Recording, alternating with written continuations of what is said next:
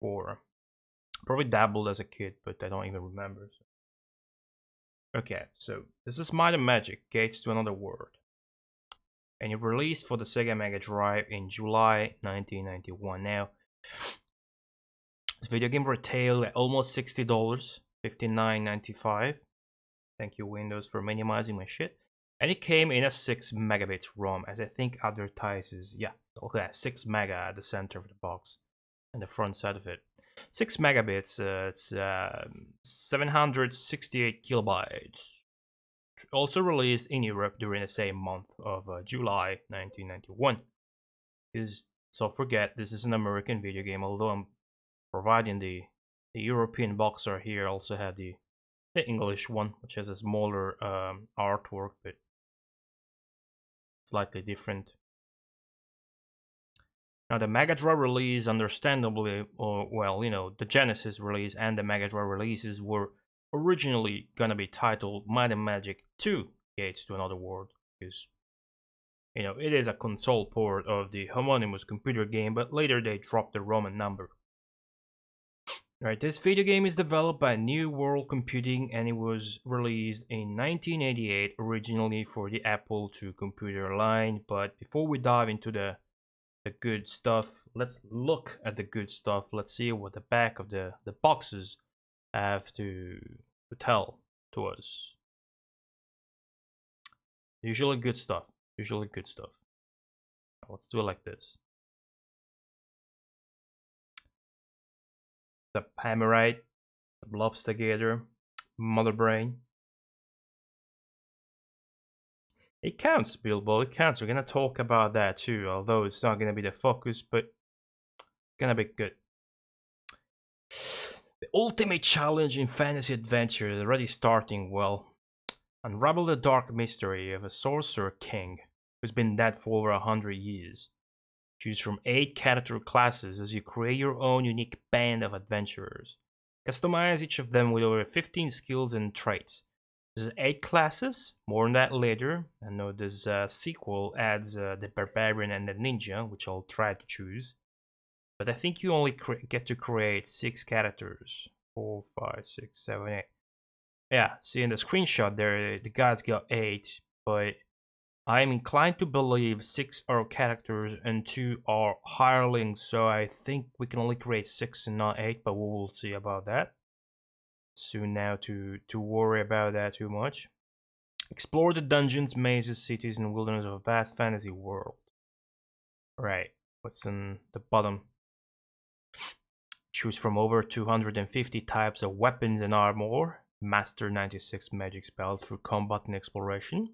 Experience over 100 hours of adventuring, more on that later. Battery backup included to save your game, and I think I verified it on my average ride. This game saves and works fine. Over 150 pages of clues, maps, and illustrations. Hell fucking yes. Battle with 250 unique monsters intent on your destruction. Damn, the screenshots actually look very good for a Genesis dungeon crawling RPG that released in the middle of 1991. Especially with that bottom left one, I'm curious about. It looks very, very good. At any rate, move on to this. The original EA box of this Might and Magic Gates to Another World, the Genesis EA box by New World Computing, it still says 6 mega with battery backup, hint book included. So it still says that it was a common practice of EA while porting computer games to include as much shit as possible in the manual, especially in regards to hints and clues. Think about Starflight having its own walkthrough. Think about Fairy Tale Adventure telling exactly where to get what and what to do. Think about Buck Rogers. Think about not actually about Rings of Power. You know, I don't remember that one. But one thing in common, thanks to the host Mother Brain, one thing in common this walkthrough have is they're generally gloriously well written. The Buck Rogers one, the Starflight walkthrough in the manual is a fucking captain's log of a ship that ties into the lore of the game itself. And it's written like it's a captain's log, and it tells you we went there, we did that. So much so that it was not 100, 200% worth it to read it fully after I was done beating the game, because it was fucking glorious. There were plot twists. That was fucking character development in the walkthrough. I mean, it doesn't get much better than that. It's pretty fucking crazy. Chatbox and stream frozen. Thank you. It got minimized at some point because Windows. Mega Drive version looks prettier. I haven't looked at original games screenshots, but does it? Like, did they rework the art in a more elaborate and detailed fashion? Because well, it did come out 3 years later, but I struggle to believe this would look better than the original. But hey, I am willing to get surprised. Dragon Magazine's Reader's Choice Award winner. That's promising now. I wasn't before that. I love your mustache. Is it mustache or mustache? Thanks. Alright. So what does this one say? Do we like this? Alright. The ultimate challenge in fantasy adventure. That was kind of the slogan. Test the strength and cunning of your mightiest adventurers. Can they unravel the dark mystery of a sorcerer king who's been dead for 100 years? Again. Explore the dungeons, blah blah blah. Choose from blah blah blah. Okay, it doesn't have unique stuff. Well, more like the European one does not. It's kind of the original, but usually they're different, you know. Alright, quick start your quest with 5 exciting pre-roll characters. Why 5 though? Why not 6? Huh. Okay.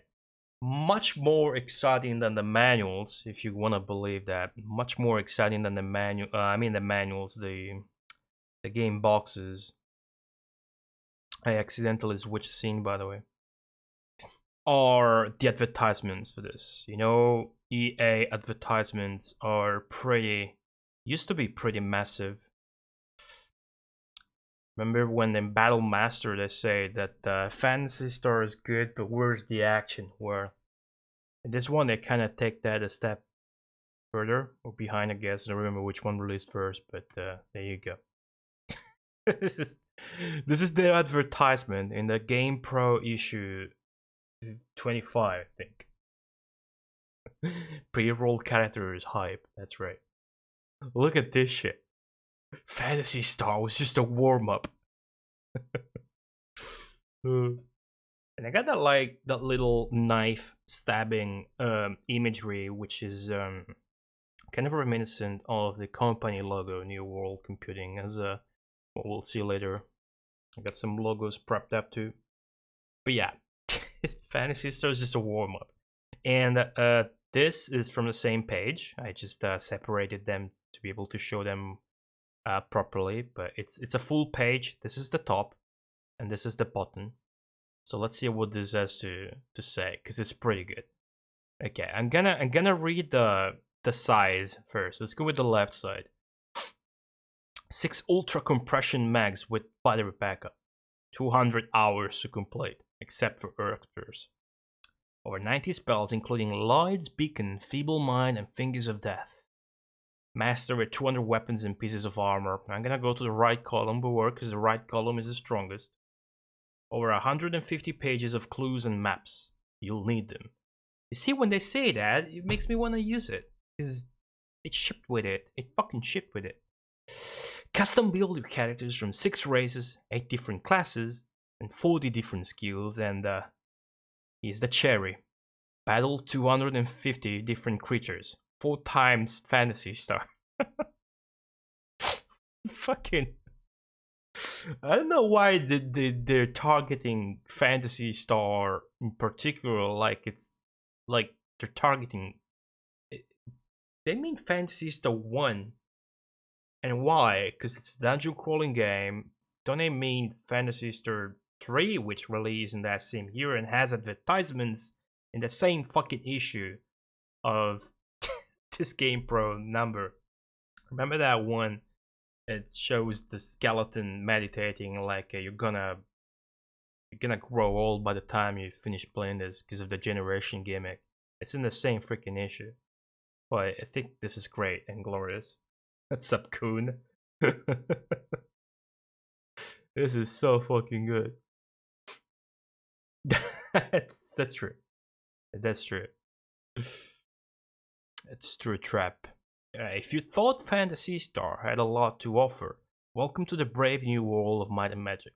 It's the most advanced fantasy role-playing game yet, with the most magic, the most monsters, the most weapons, the most advanced character development of any Genesis game. It's the most advanced. Most. The most hundreds of locations and hideouts to explore, including some places we guarantee you'll never get out of alive. In Might and Magic, the deeper you go, the better it gets. Take a walk through a world, you'll find fantasy RPGs with an apostrophe just got a new star. Visit your retailer or blah blah blah, but if you look at the very bottom in very tiny print, it acknowledges the Fantasy Star copyright among others from Sega. Yeah, there's like a zombie and a mummy in the corners, stuff like that. Let's give them that zoom.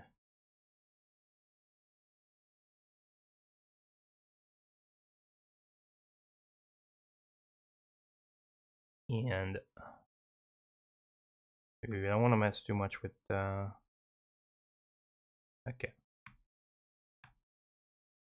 There you go. This may be even more spooky than the other guy. What the fuck? This guy's got a flail on his right hand. Got a fucking an axe so big on the left one that it made me think it was an halberd, and a long sword on his belt so long that it'll touch the ground like it's big penis. He has very short legs. Good stuff. Okay, so as I briefly mentioned, this game was developed by New World Computing.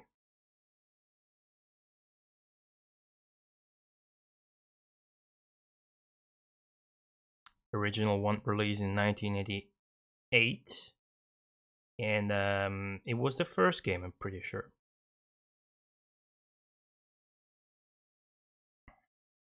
Anyway, they founded the company in 1984. Company was based in Agora Hills in California. Hey, it's best known, of course, for the Might and Magic series, which was spearheaded by John von Cunningham. No idea how to pronounce that. JVC for short. Gonna be more helpful. Here's a IRL picture of him, founder of the company, together with his wife, Michaela von Cunningham, and Mark Caldwell, which would be one of the developers for the main series, pretty much. It's a picture of him.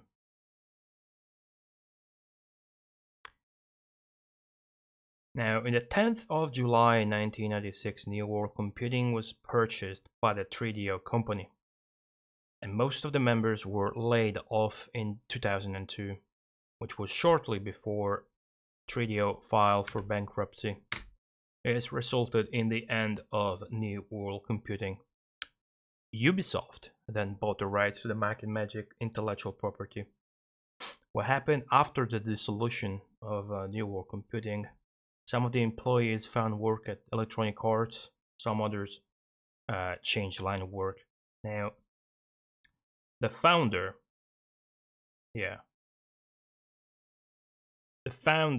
and main designer, JVC, as seen in Easter eggs, you'll find JVC across his games is kind of an Easter egg writing little thing in backgrounds and shit. He would stay after the fall, so to speak, of New World Computing 1 year at NCSoft, together with Richard Garriott here of Ultima fame. NCSoft was the South Korean company responsible for stuff you probably heard of, such as Lineage and Guild Wars. Guild Wars, I think it was 1995, which would be, I mean, like, Guild Wars was, I don't know when, but I think by the time those two would be there for 1 year, they were busting out one of the uh, bigger games. But JVC at least did not stay there long. But other stuff they did more recently is like Iron. Iron was pretty hot, and Blade and Soul was pretty hot too. But yeah, this kind of stuff. MMOs that you've probably seen but not played, or if you played, probably played them a bunch of fucking hours, I guess. Anybody played those here? I think I tried Blade and Soul for a few hours because friends were playing it. I rolled a character called Itami Tanaka, and then I was content enough that I didn't really play the game. What's up, Echo? Yeah. I remember Zinc took like fucking over 60 hours, did not use the manual. Hey, Redku. What's going on? Hello, Soul fam. Alright. The JVC then founded Trion World Network in 2006. The company, which is now known as Trion World, is still doing well. I think they used to provide server-side games. I have no idea what it means, but probably stuff related to, online video games and shit. In 2009, he left that and he joined Electronic Arts. We was working on the online multiplayer aspect of the Command and Conquer game, which got cancelled on the 29th of October 2013. The development studio was also closed. 2014, though, its current effort was founded. This VCME, VC Mobile Entertainment, where VC stands for Von Cunningham, his last name. The only game they released so far, though, in 2017 is Creature Quest. I got a company website here if you're interested. You're gonna see screenshots of the game. It's supposed to have gameplay elements reminiscent of Might and Magic and Heroes of Might and Magic, but it really looks like just not a game you want to play unless you want to play a mobile game. Pretty much. Yeah, the logo is, I don't know, it's kind of confusing, but it's clever, sure. Now, something he likes a lot, this dude, is racing. Likes to race in cars. He has competed in well over 100 races since the 90s with discreet success. Now, New World Computing and Von Cunningham himself, let's bring this up again. During the lifespan of the company, we're not focused on much else than the Might and Magic franchise, but one particular game released that is not related to the popular series is worth mentioning. And after this, we'll get down to Might and Magic lore. And the game worth mentioning that is developed by New World Computing, I wasn't aware of this until Duke pointed out on Discord, is multimedia celebrity poker. A CD game for Windows systems. Developed by New World Computing, of course, designed and produced by JVC himself. Now, the interactive poker game features Jonathan Frakes, actor and director, most known for interpreting Commander Riker in Star Trek The New Generation. Morgan Fairchild, actress, prolific TV soap opera actress. And Joe Piscopo, comedian most known for his impressions in Saturday Night Live show. Now, let's have a brief look at how this game looks like.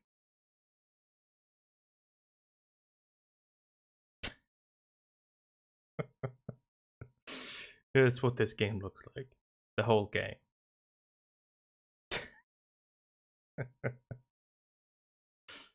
There's even a button. I think it's behind table, which is called Tell a Joke. I think when you click that, Joe Peace Cooper will go on a rant and tell a joke or stuff. Top final technique, yay carrots. And actually gathered outtakes, stole outtakes from this that I will subject all the chat to. I'll actually go and take both the figurative piss and quite the literal one. Alright, here goes. Welcome. Come join us. Jonathan Frakes, Morgan Fairchild. Jonathan and I have to be the luckiest guys in the world. We're playing with this lovely lady. Now she's going to kick our butt. So here we go. Okay, Here we go. what are we playing? Let's play dealer's choice. I have no idea because I don't know how to deal any of them. Poker! Oh, here, you deal, because I don't know how, I don't know. Back. All right, here we go. Treat. This is where we get to. You hold your hand? You hold the All whole right, hand? Now, you hold a hand. No cards up? You can down? lose All up cards to 3 up. cards. What about the ante, Joe? Oh, yes. Oh. I thought I was going to get away with that. Here, one for you. Okay, thanks. No, really, we're going to play here. Oh, jeez. Hey, Jonathan, you're pretty much a card expert, aren't you? Yes, slugger. What would you do? Yeah, well, I'll stay in. I don't know why I'm staying in on this one, guys. Okay. Let me have 3 of your finest. Okay. What is? Look at that over there for a second. I have to watch him every minute. 2, 3. Oh, boy. Excuse me, do not notice the deck going under the table. And his Okay. hand never left his wrist. I'll take one. Oh, am I next? You're okay, next. I'll take one. And which one would you like? Yeah. 5-card stud. Okay. Nothing wild but the dealer. Nothing wild but the dealer. I like that. It's nice, we're ad-libbing this whole thing. Let's see what my next line is. What are we playing? How many are we playing? 7? No, that's it. What you got, you got. You're not getting any more cards. That's it? That's You're it. stuck with it. Well, except for the one on your sleeve. You spent too I much think time on that. there's a lot more where that one came from. Get in the frame. What, am I on the frame? Yeah, you lean back. Bring Piscopo back! Come Bring back. me back! Come on back. Thank you. Gosh, what an ugly room you have. Wait, here we go. What a great way to spend Saturday night. Clean the place up before you bring it to your house, will you? Who deals now? You deal now? I just dealt. He who dealt. Prissy about it. He spent too 'Cause much I'm time on that skipping a- spaceship with Picard. Your problem. How's my hair? Amen. 1, 2, 3, 4, 5. 5, here he is. Too rich for my blood. Take it. That's it? I really had nothing. No, actually, this is something, you see? Yeah. You see? See? Yeah. 2 pair. I know it's. What do you mean 2 pair? No. A pair here, I mean. No, but that's a pair. No, this is good. Take his cards. This is, and what is this? This is the same Get suit. this- This get this counts, out of doesn't here. it? Gonna listen to You know, do me a favor. Never gonna listen Buy to this you. game. Buy this game in there. Watching out there, buy it. But send the lessons into us, okay? Because we don't know what the hell we're doing here. You know what I'm doing, and I know you're But not if you right. just type it in the You look good computer. doing it. Type it in the computer. Take it in. Joe's a schmuck, but he's winning anyway, all right? Well, I got an ace again, so I'm going for 4 because I'm playing that Chris poker, as you said. That what? Chris Ah. Poker? Ooh. Yo, Joe! Joe! Wait, Cool I'll get it. it. I swear I'll get it. I know it's in there. And I know it's in there. It's in your pocket. Yeah, that's for the next game. Take some of it back. Come on. Okay, you guys are... Joe! all right. Joe! Here we go. Jeez, this is a lousy hand. This is a It deck. looks like a foot. Have you ever heard that before? Yeah, I'm gonna give you some. Because by the time Okay, we guys. finish playing this game, I Watch don't know. this. You want to see a professional kind of card guy here? You Can from we- Atlantic can City? We show up? Oh yeah, look Oh. at I'm good. Don't make me come over I there. can do it that well. How many cards? Piscopo? Boy, oh boy, I'll take tree. No, I won't. I'll take. Joe! Yeah, definitely, yeah, 3 cards, definitely. That's been happening. Wait a minute. 3. Oh, good. Yeah, we didn't know who it was. Give me 3 too. Ow! Ouch! I'll do It's a Joe rough Rivers room. again. And you know what? I If don't you know buy what it this means, CD-ROM, Joe. you'll Five get to see fever. my magnificent Joan Rivers impression that you just will die for. Hold it. I just got. Oh, good. Okay. That card doesn't even match the set, Joe. If you're gonna cheat, at least cheat right. Oh, how can you accuse me of cheating? How It dare doesn't you even even say match anything? the rest of the set. What kind of cheating? I'm an honest guy. It's not even the same, I'm a Jack. Catholic I mean, get I'm real. a Catholic kid from Jersey. I play in Atlantic City all the time. Like that? It's a wonder you haven't gotten thrown out of the hotel. It doesn't match. That's what Pretty I smart said. guy, huh? That's what I said. Guy's stupid. Morgan, thank you for picking that up. Oh boy.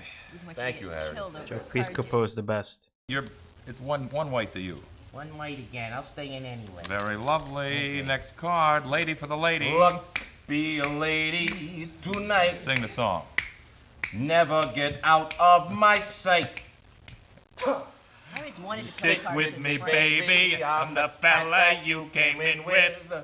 Luck be a lady tonight. Let me dance You this bet. beautiful arena. I'd A lady follow, I'd never leaves her escort. Can I like dance on the ceiling with this? Look at thing your back head. here? There goes your head. Help me, I'm dying.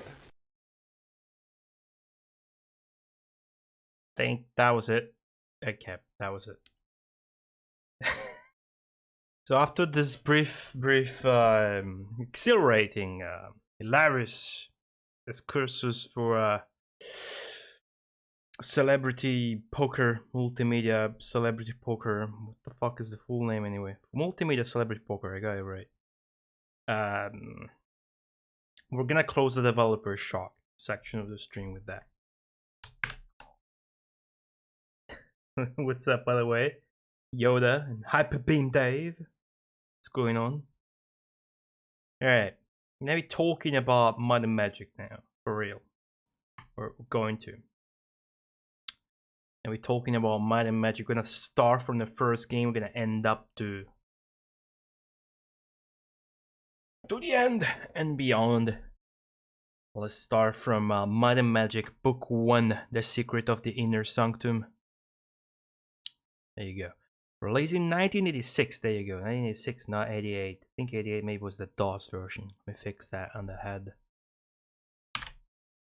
You know, I got it right somewhere. So the company was founded in 84. First game came out in 86. Might and Magic Book 1, The Secret of the Inner Sanctum. It was in 86 for Apple II computers. And it was coded by John von Kanigan, JVC himself. Of course. He's also the DOS box. That's the Apple II box. This is the DOS box. Actually, that's Might and Magic 2. Never mind. I was supposed to bring that up earlier. Now, this game was in development for 3 years. It was successful enough to warrant not only ports to Commodore 64, Macintosh, and DOS computers, but also a sequel. There you go. That's your time now. Might and Magic 2: Gates to Another World, which released in 1988 and came out for the Apple II and DOS systems in 1988. So that explains it. Getting confused with the first and the second game there. We're going to be playing a game that released in 91, but is a port of a 1988 game. Might and Magic 2 came out in 88, but the original Might and Magic 1 came out in 86. All these ports, versions, and Roman numbers that I don't understand. Getting confusing. But seriously, there's so many ports for this. I was ported then after we already mentioned Apple II, DOS, Commodore 64, Mac. Did it say Mac? It was then ported to 11 more platforms. There's the Amiga. Okay, let's just list what I have here. Commodore 64, Amiga, Macintosh, MSX, FM7, PC88, PC98, Sharp X1, Sharp X68000, Mega Drive, and Super Nintendo. That is 13 platforms in total this game came out on.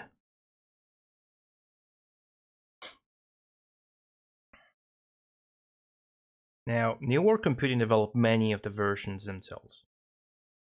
Even those for the Japanese market. And of particular interest, we'll note that the Commodore 64 version had John Romero as its lead developer. John Romero, famous of course for Doom, among other things. And the Super Nintendo version was handled by Iguana Entertainment. We played I think a couple only of Iguana Entertainment games in this channel.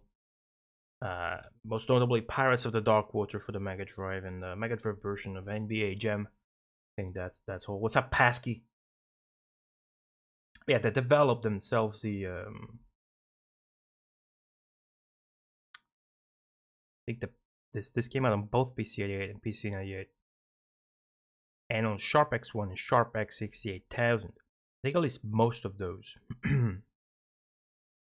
If mobile game credits are to be believed, and they're usually pretty legit. I never played a Might and Magic game myself either, I gotta say. Now the Mega Drive version was ported as well by the original developers. The second game here we got on screen supports compatibility with the first Might and Magic. You can in fact import your characters from your playthrough of the first game. Wonder how that worked. Would you retain levels and shit? Or what? Would the enemies scale considering you had pumped up characters? Does anybody actually know that? Now, Might and Magic 2 also introduced hirelings in the series, pre-created characters who follow your team for a pay. 2 of them can extend your party up to 8 members. But you'll find like several of them. That's a classic in the series, and it was introduced with the second game. Now, to the Knight, to the Paladin, the Archer, the Cleric, the Sorcerer, and the Robber classes, Barbarians and Ninjas were added. I think my party will have to include a Barbarian and a Ninja, just to pay the respect to what this game introduced that was new in the series, even though it was just the second game. There are new spells and the new upgrade quests with more than double the amount of side quests than the original game. There's also, well, when I say original game, I mean Might and Magic 2 as opposed to Might and Magic 1. I'm not referring to Mega Drive Might and Magic 2 as opposed to Computer Might and Magic 2. We're merely speaking about the Might and Magic series as it was on its original iterations. There's also an absurd potential for grinding, as some numbers were not limited at all. For example, characters can reach up to level 205 and 55 and then train unlimitedly. Hit points can reach a value of 65, 535, and even the plus enchantment on weapons can be bestowed up to 255 times. However, this can apply to enemy encounters too, where running into 255 of the strongest enemy type isn't exactly something desirable.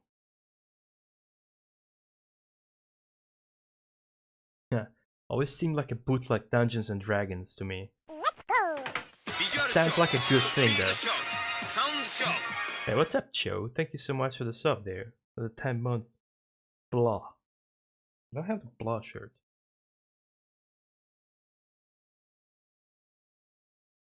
Anyway, while the first 2 games were original in the Apple II, it wasn't until the 3rd game, Might and Magic 3 Isles of Terra, that the series started being designed specifically for DOS systems. That design also came a new game engine and 8-bit VGA visuals. Isles of Terra, while receiving widespread portings as usual, did not make it to the Mega Drive, but to the Mega CD instead. You can see here. And only in Japan. Was only released in Japan.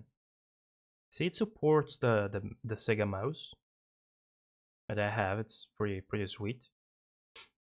You can see that on the bottom left is the logo for it. At the end of that logo streak, the usual icons for the system in Japan. In fact, the only cartridge release of this game is on the Super Nintendo. Now this also got a TurboGrafx CD version, and also got one for that same system, so for the PC Engine CD in Japan. And here's the box art for that. It's pretty strong. Maito Ando Majiku 3. Isles of Terra. They did not dare to Katakana is that one. Yeah. What's up, Cho? Pizza spaghetti. What's up, Ishikabe? Good to see you.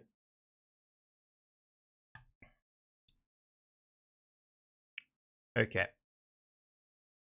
Now, this overhauled engine that they got was still in place for the succeeding installments. You had Might and Magic 4, Clouds of Xin in 1992.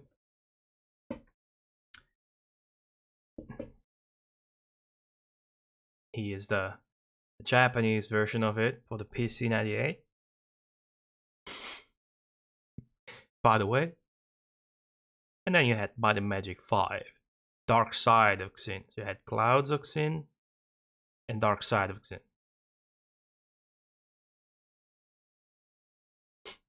1992, 1993. The two games can be installed in the same folder to give life to Might and Magic World of Xin, which is a combination of the two games and what compilation would usually include instead of having those two separately. Then in 1994, a CD release of World of Xin was released with voice dialogues and Red Book audio.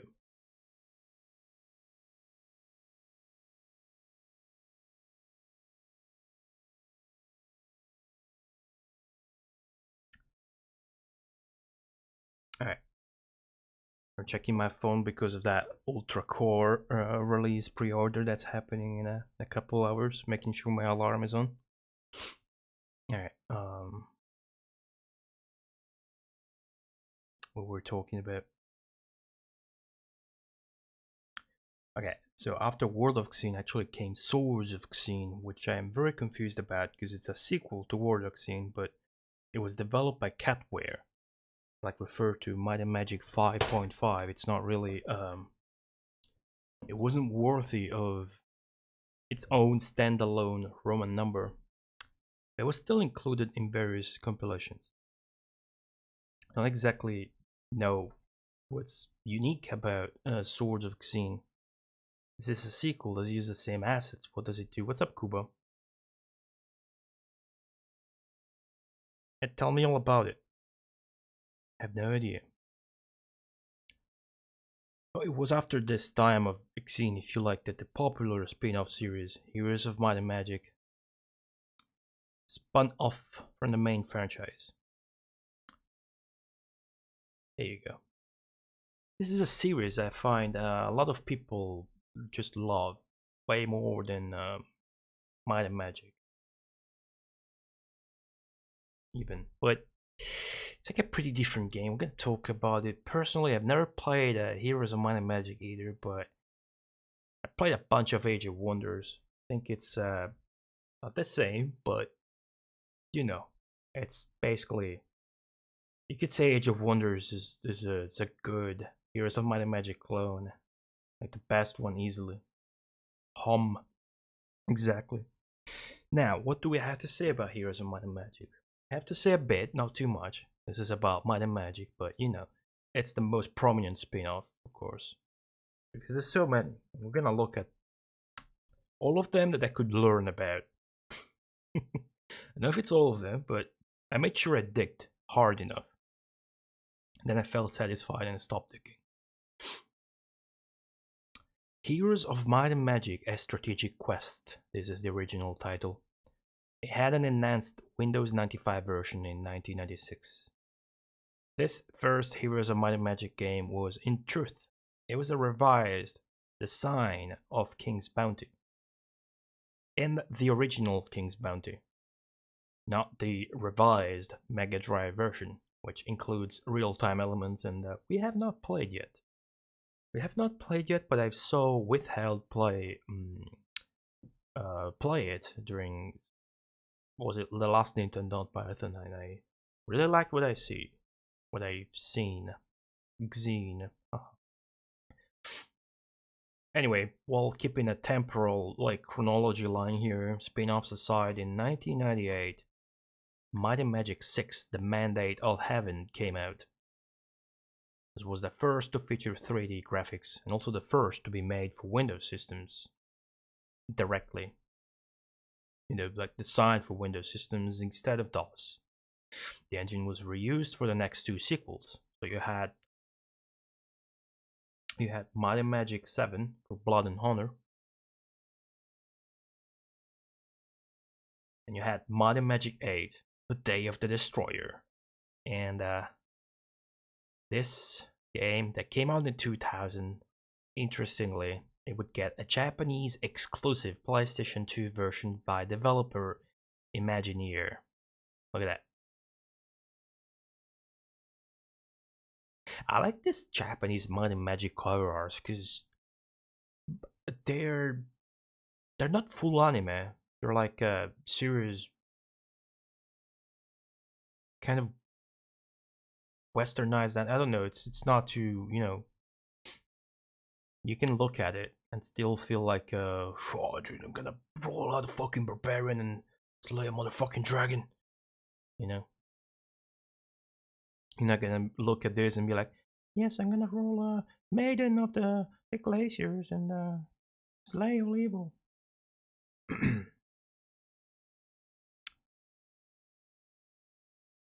Alright, so that was a pretty varied spin-off period for the franchise, because in that period, going back and forth, were produced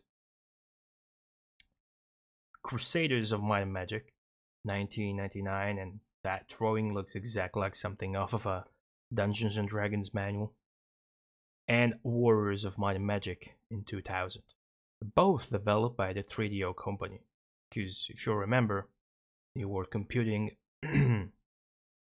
was purchased by the 3DO company in July 1996. So until 2002, where New World Computing was laid off and 3DO filed for bankruptcy, they were still going on strong with the series, but we approached like what, Might and Magic 7 by now, so not for long. Actually already mentioned 8, Day of the Destroyer. Now, these two games were mostly designed for Sony's PlayStation systems, so much so that the second one, Warriors of Might and Magic, is even exclusive to PS1 and PS2. You will see those 3D models and stuff, typical of that period.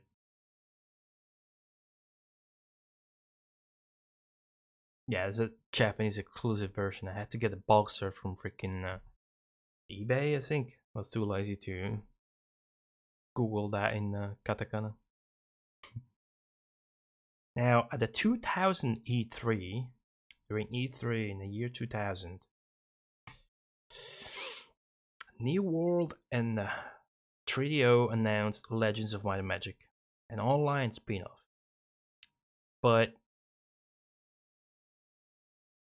free and limited internet play, I think it was supposed to be, holy shit, they're making like an MMO, but it released in 2001 and it was basically an FPS, devoid of its original multiplayer concept. So much so that most reviewers criticized it for being basically little more than a fantasy Counter-Strike. It's pretty strong. And then, in 2002, the next traditional installment came. Might and Magic 9, Rate of Fate. Let's try to hype it up. Utilizing the new Lithtech engine, already tested in Legends of Might and Magic, this was the first game in the series to be entirely rendered in 3D. But this release was soon before 3DO's bankruptcy, 2002. And New World Computing's dissolution that followed. Not only the game was rushed, but it presented numerous bugs that were not fully addressed, not even the sole patch that the team was able to put out before the brand ceased to exist. Now, according to this guy, Tim Lang, one of the team members starting from Might and Magic 6, and as seen as this interview over at Celestial Heavens, let me link it to you. Ubisoft was giving the team much too short schedules and too little finances, among other issues. JBC, also the main creator, the founder of New World Computing and the father of Might and Magic, also stopped coming to work much. seemingly burnt out by the situation, would have started showing up regularly too late down the road. The troubled development cycles of not only Might and Magic 9 but also Heroes of Might and Magic 4. Might and Magic 9, very much not well received by fans, is described by Lang here as being pre-alpha state at best and needing at least 3 more months of development, better if 6, provide a quality product. But that did not happen, and although people are still interested about Might and Magic 9 and like they work on patches and shit, the game is not really finished apparently.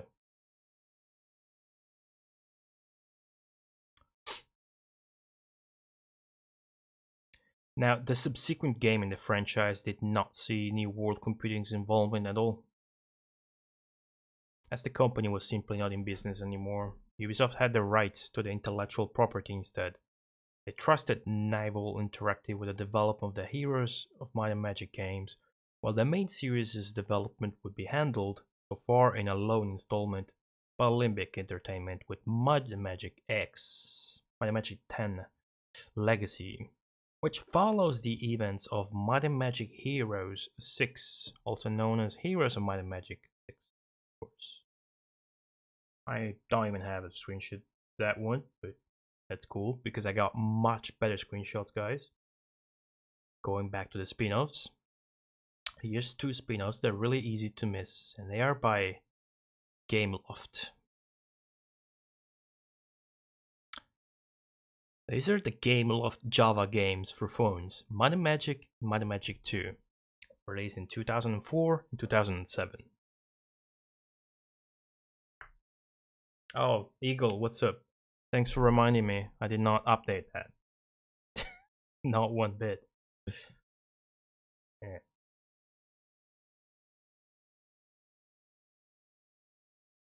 Let me paste this in chat. I'll update the bot command later. 9 was such a letdown.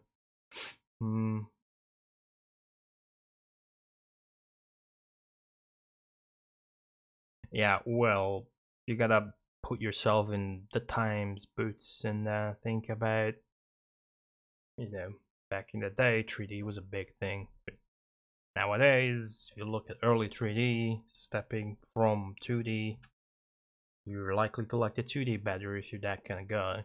It's just natural, but back in the day it was different. Because it was new and bleeding edge most of the time, at least with the high enough budget, which wasn't probably not the case for Might and Magic 9.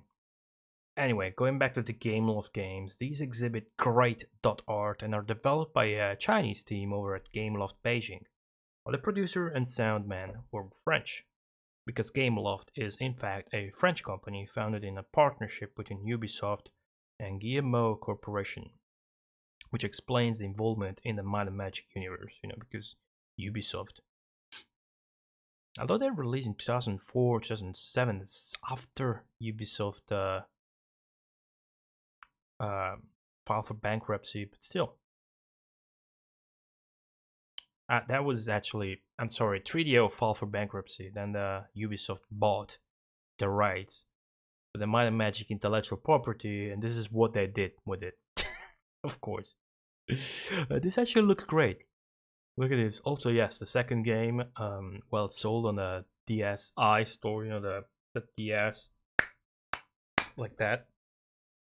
Had its name changed to Legends of Exidium. Let's take a look here. Let's take a look at the first game. See that actually looks pretty fantastic.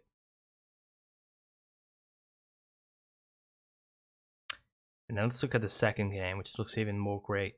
Also, it's got like an ice stage, so it's a good game. Look how good this looks.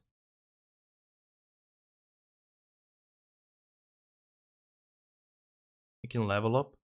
There's dialogues. There's exclamation mark. There's spikes. You gotta find a thief at night. There's indications. There's a purple shit. There's 102 damage. So All in all, this seems very, very promising. It's something I would play. Why not? It looks really good, just based on the screenshots. I play those fucking J2Me games, Java phone mobile games eventually. Two of them in particular always wanted to play the Teenage Mutant Ninja Turtles RPGs, turn-based RPGs in the vein of Final Fantasy. It's something I always wanted to play, honestly. And this looks pretty good. Anyway, that is it for the Mud Shock. Well, I hope you liked that. Not because I only fit 3 in there. Actually, it gave the spot to the manual because that's gonna be huge. But let's talk about sound.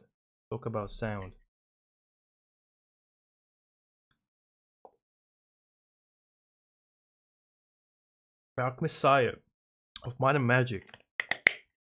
See, I like this because there was no way I was gonna catch them all. Let's see.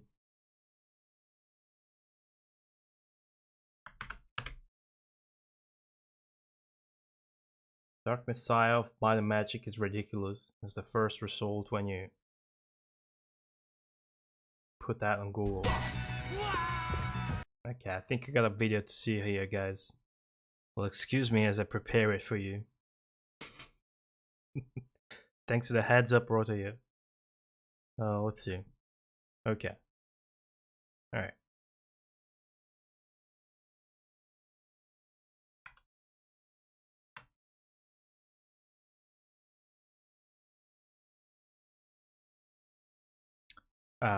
Courtesy for the video of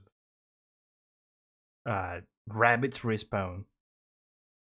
Let's go.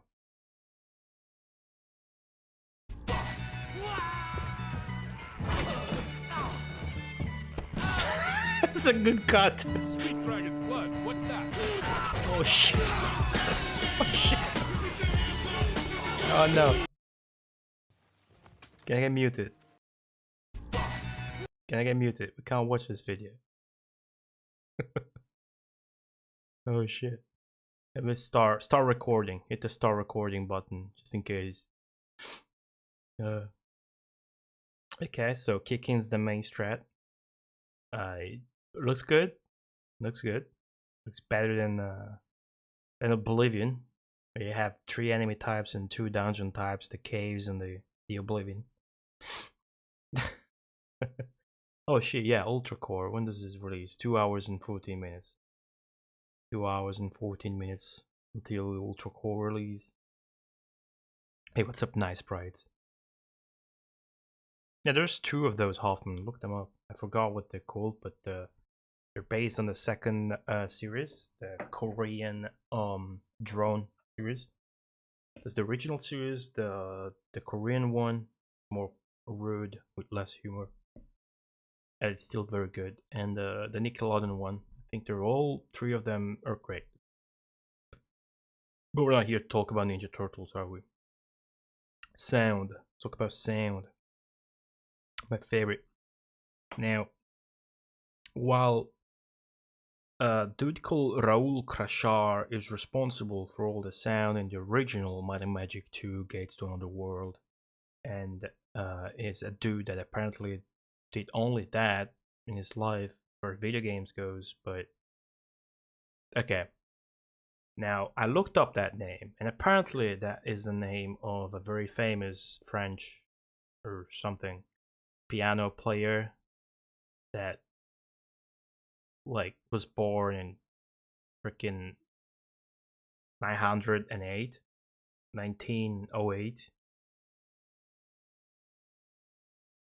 So I guess that's an alias. I guess that's an alias, right? It's way more likely than it being an homonymous and then not having done anything else. But anyway, Brian Howard. It's a picture of his with his dog taken from his Facebook account, and Rob Wallace are credited for the Genesis release. Now, Might and Magic 2 Gates to Another World on the Mega Drive utilizes the Electronic Arts Steve Hayes sound driver, which is utilized in 18 releases in total, such as Rings of Power,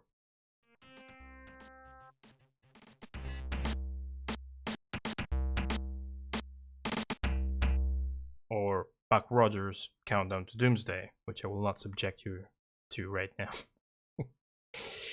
Now, Brian Howard here on the right is a British composer who moved to California in 1990. The only other Mega Drive game he has made music for is Thomas the Tank Engine and Friends. He has however made sound for the Mega CD release of Batman Returns. Other works of his include Heroes of the Lands for both the AST systems and the Amstrad CPC versions, ABC's Wide World of Sport Boxing on DOS, TV Sports Boxing on the Amiga, Cal Ripken Jr.'s Baseball on the Super Nintendo, and Cliffhanger on the Super Nintendo. Rob Wallace, on the other hand, on the left, is a widespread composer with a highly prolific production not just in the video game industry, but other medias as well, such as television and movies. He has also produced 12 albums together with his trio where he plays the piano, suppose, or keyboards. He was introduced to the industry by Bruce Sendig, who is a video game programmer who also made the sound driver for Wallace's first game where he was introduced to video games, which is the NES title, Classic Concentration. He suffered kidney failure which prompted him to move to Colorado where he founded Lazy Cat's Records over here. He no longer works in games, but still composes music. Interestingly, apart from Might and Magic 2, the only other Mega Drive release he has worked on is the Miracle Piano Teaching System. He also worked on the Super Nintendo version of the Miracle Piano Teaching System. That's a thing I really should get the hardware for. I don't even think it's specific to the Mega Drive version, the hardware. I think it's just a connector. Yeah, I should look into that shit again. And because without the Miracle keyboard, I can't play that game. Right? I gotta cross it off as well. Alright. So we talked about sound too. You know what's left? Only one thing is left. One or two at least. And that is the manual. Alright. Let me capture the manual quickly. I'll get the music from the ship. Fast one.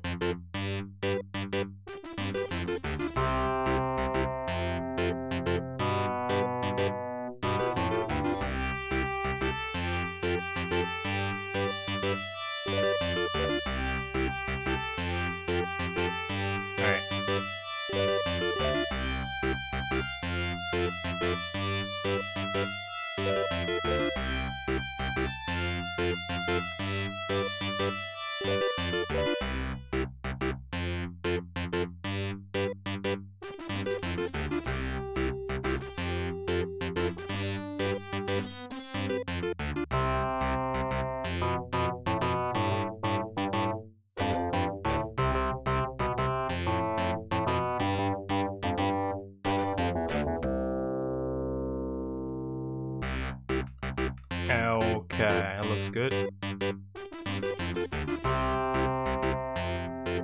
Very fitting music. Let's try with something more fitting.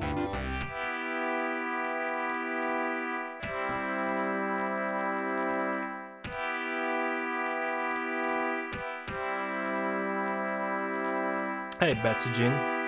Map exploration one. This one.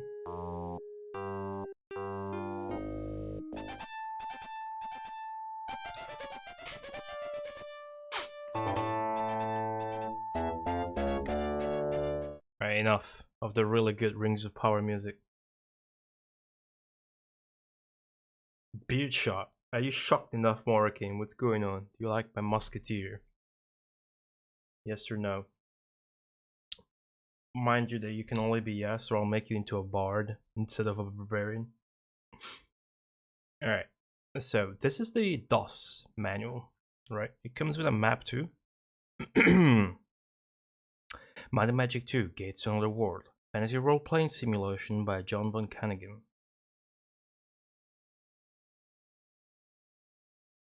Hey, this is a beard, Carl. Shut up. The only one I can grow. Prologue. An account of Korak the Mysterious's unsettling disappearance as told by his apprentice, Gwendon the Young. Who's Korak? Korak has always held many dire secrets. Recently he had shown signs of being outwardly distressed. This troubled me greatly, as what could disturb one so powerful and composed as Korak the Mysterious? Was he not only high priest, as well as being regarded by all as a most accomplished warrior, being the most powerful archmage, other than King Callan the Vanquished? It was all that the knowledgeable strive to be, and what the ignorant claim to be. Korak used to tell me stories of different, wondrous worlds with hideous monsters and mighty warriors. The ones even mentioned that he came from another world. I thought his stories mere fables or myths meant to entertain me. Little did I know that he spoke the truth, and that a problem would arise from his truth that would drive him mad. One day, while I was working on translations of a sorcerer's scroll, Korak burst into the library with a harried look on his brow. He told me of an alien criminal from another reality who had escaped into our beloved Kron. What's a Kron? Who's Korak? What's going on? Korak then promptly forgot that I was present and proceeded to curse and mumble profusely as he searched through the books for some lost text which contained a glimmering of information which might help him expel the dangerous alien. Being insatiably curious, I attempted to eavesdrop on the conversation he was having with himself. He spoke of Kron being out of alignment with other worlds, of a highly destructive alien being named Shelton, and of an anointed champion who could realign Kron before a horrific wave of fiery destruction would sweep across and destroy the land. What is Shelton? What is going on here?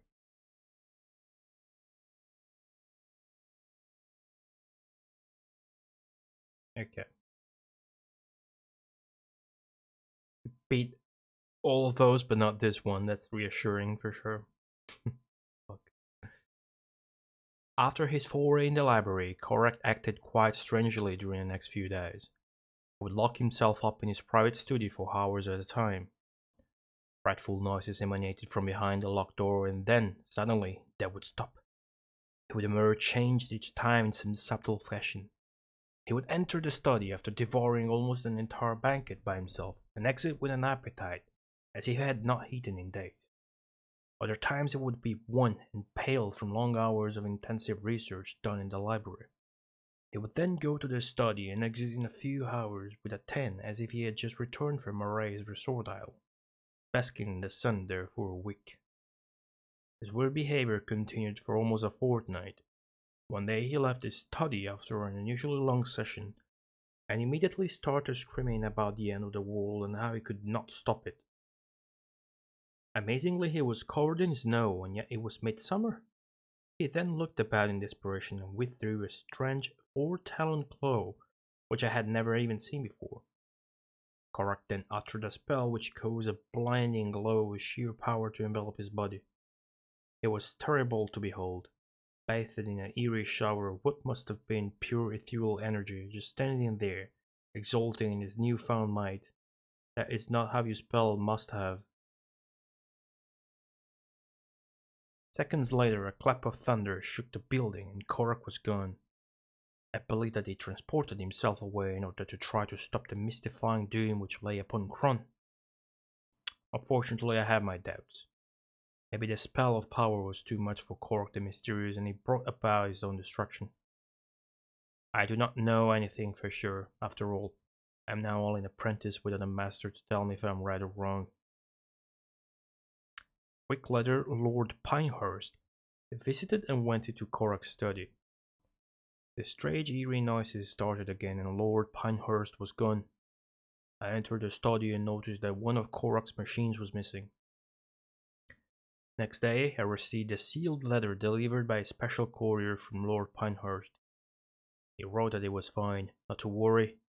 I should travel to Castle Pinehurst to continue my studies. I go now and hope that this growing chaos in my life will soon end. History of Crown. Hmm.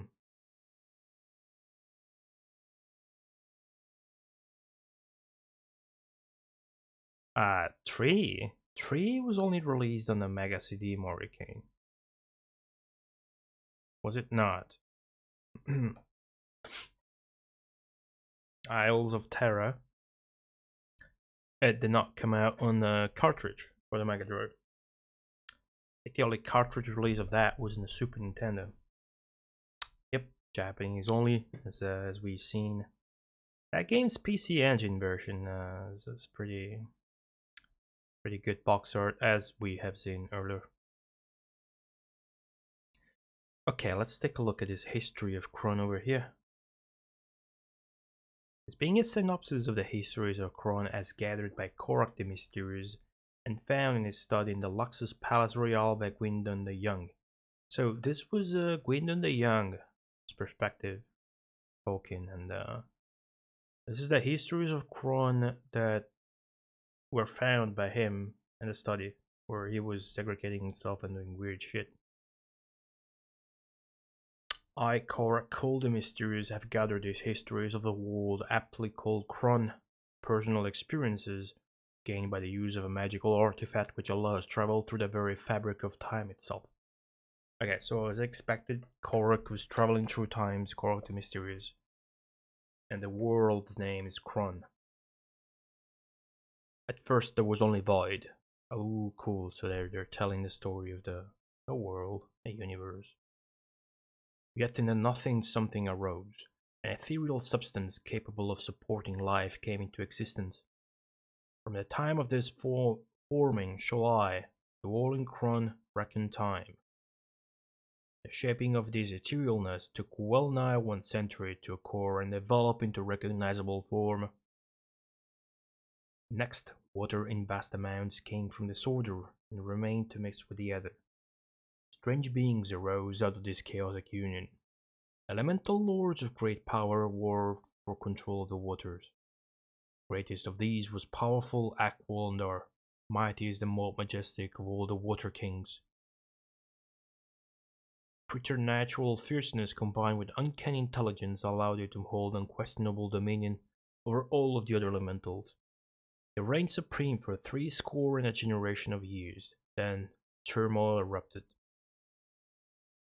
Potent creatures from an unknown mystical land charged into Kron, with conquest of the brutal water lords as their goal. A battle which would last centuries began. Aqualandar and his minions were taken by surprise, and the strange beings gained a foothold which they would not release. Puzzlement and fear of the unknown swept through the ranks of the normally stolid water elemental. Stolid? What the fuck does stolid mean?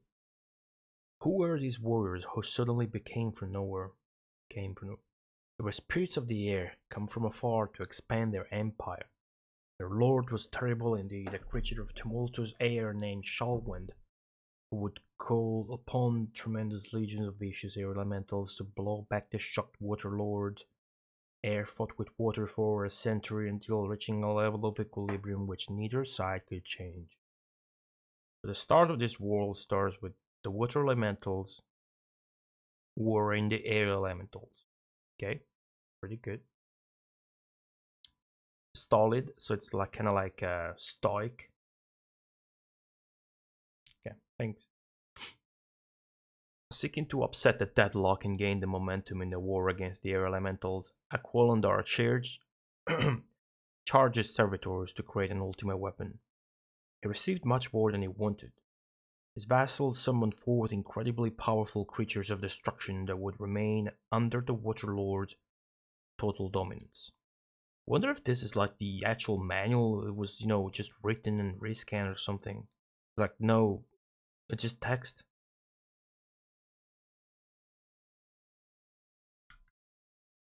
Is this how it looked like? Oh well, this is what you find if you look for it though. Where was I? fire elementals were issued forth. Fuck. These hateful monsters' sole purpose in life was to destroy, and at destruction their like will never be approached. They sucked the life out of the air spirits without mercy, forcing them to endure a slow, consuming burn until there was nothing left. However, the Fire Lords were few in number and could not totally destroy the Masters of Wind. So, like in the Might and Magic lore, fire beats wind because a flame will consume oxygen, and it's not like air blowing out the fire, you know. I don't suppose it's gonna be like elemental weakness too much and shit. I actually have no fucking clue, so stop running my mouth and read the text instead. The leader of the burning horde, Piranaste, Master of Flame, is like the iron-fisted rule of Aqualandar and the Water Lords. Any hesitation of a fire elemental in carrying out an order issued by a Water Lord would result in extinguishment. Piranaste waited, for he was patient. Even though he and his vassals chafed under the rule of the water elementals, they hated Shalwind and the air elementals even more. 80 years of servitude and war passed for the Fire Lords until Piranaste deemed the time proper for rebellion against Aqualandar. Yeah, so the Fire Elementals are gonna rebel against their masters, the Water Elementals. Wanting only to escape servitude while still being able to crush the ranks of the despised Shalwind, the Master of Flame attempted to break away peacefully from the Air Elementals. At first they succeeded, but resentment and overconfidence built up in the Legions of Water. Are not the Fire Elementals our servants, brought forth by us to serve our heats?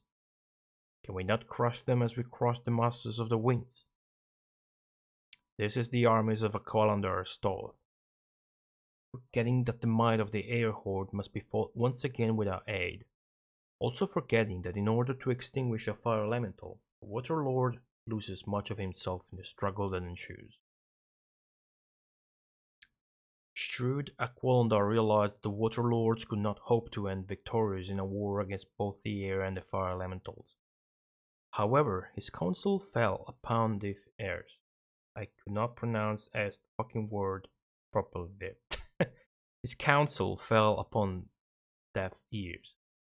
What good is the voice of reason to an angry mob? For 50 years, water fought air and fire, fire fought water and air fought fire and water. Battles were bloodthirsty, and allies were non-existent. Kron had transformed into a chaotic battlefield with no one group able to assert itself over the others. And then came disaster. From places vaguely rumored to exist came the most fearsome creatures yet. We got air, fire, and wind. It's gonna be the earth elementals. Emperors of Earth, they called themselves. They were led by Gralkor the Cruel. In one fell stroke they invaded Kron and caused the petty struggles between water and fire to come to an utter halt. Ancient enemies were forced to unite for survival against the new common enemy. At first, the Earth Elementals appeared invulnerable. 80 years and innumerable battles later, a method was found to stop them. Aqualandar and the Water Lords would soak the Earth Elementals with a flood of water. Then, Piranaste and the Fire Lords would bake the dissipated creatures into dry silt. What is silt? Finally, Shalwind and the Air Spirits would lift the silt into the sky and spread all of the particles across the world, leaving the Earth Elemental utterly eradicated. So that's how the Void came to have Earth? I don't know. Alas, the effort by the three Elemental tribes was too late to stop Gralkor the Cruel and the Emperors of Earth. They had pulled together and formed a giant mass of earth and matter, which floated upon water, was immune to fire, and which would not scatter as leaves upon the wind. For 20 more years, the Elementals attempted to overcome the earth and landmass of Gralkor the Cruel. They failed miserably, and the Emperors of Earth assumed command of what would become Kron. Okay. This is not too bad. Hiccup herb combo. It's called digesting. By the year 500, Gralkor and the Earth Elementals were busily constructing a fixed land area with the toil of their slaves. For almost 100 years, all of the elementals, water, air, fire, and earth, struggled to perfect the landmass. What they came up with it is what we know as the physical land of Kron. Rumor of Kron spread to other worlds somehow, and an inexorable flow of word to the elementals. Small, pitiful creatures began to populate the world of Gralklor in the 7th century. Creatures were of many different humanoid types, but they all had basic similarities and resistances which enabled them to survive in Kron. Water beated off them, air swirled past them, fire did burn them, but only under extremes and mighty earth they trod upon. The humanoids were able to extract properties from each of the 4 elements' features and use it for their own benefit. But perhaps most important of all, they could weave magic. At first there were few of these pathetic creatures, but they multiplied rapidly and spread across the landmass. The humanoids strengthened after years of toil and pain, ambitions grew and they attempted to make Kron their own. This aroused the attention of Gralkor the Cruel and forced him into action. It's gonna be the final boss. Okay. Unfortunately for the elementals, Gralkor acted too late. The humanoids had been in Kron for over 70 years and had acclimated themselves to all the difficulties which the elementals could produce. They had weapons and spells which could immobilize all but the most powerful elemental lords. Gralkor did not realize this and made a most fatal error. He attacked. He marshaled his forces for the obliteration of the feeble humanoids. The humanoids knew what to expect and lay a trap for the elemental forces. All of the most powerful spellcasters gathered on the Isle of the Ancients and combined their efforts to create an orb of power.